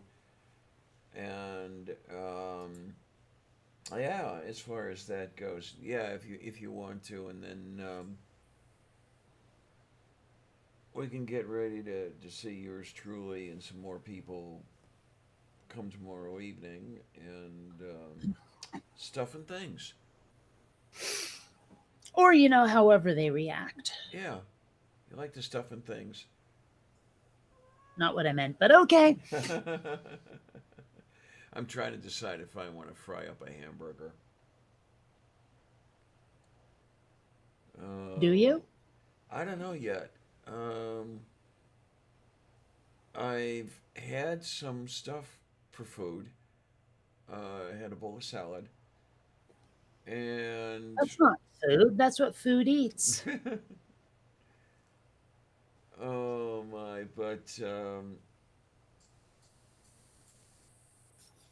not quite satiated. But I am afraid that if I had something else, it would be too much. You know that situation? Sorry, I got distracted by something. What? What I had was, I wasn't quite satiated, but what I'm afraid of is if I have something else, it would end up being too much and I'd be bloated. Or I guess that's not really something that I experience much. I have had diabetes. the thing where, like, it's been a while since I've eaten anything, and so it feels like if I try to eat something, I might barf it up. So I have to find something bland first. Like before I have the big bowl of pasta, maybe I should have a saltine or two. Okay, then. Moo, moo, moo, moo, moo. And thank you for reminding me about the pasta, because tomorrow I can make some mayonnaise and make up some macaroni salad. Yum, yum, yum. Sorry, I really important email I had to send out. Someone was wrong on the internet, huh? No, it's not that. It's personal. Uh, yeah, well, oh my lord. Okay, let's see if we can put this down without getting it all wrapped up around everything. Oh god, I'm old. Just don't go getting old. Yeah, why don't we just go on the thing and then do the thing? Because Von Rick says if you all want to call it a night, I'm ready to sleep too. Yeah, and I could just sack out on the floor and get just deeply, deeply high. Like Oh I've my. found there are certain ways to get high that, What happened? and for me, at least a large part of it is just relaxing and just letting it happen. You know, like instead of doing anything, just close my eyes and yeah. Mm-hmm. Mm-hmm. I don't know. It's weird because I feel like I'm melting into the floor sometimes. Gotta leave those mushrooms alone.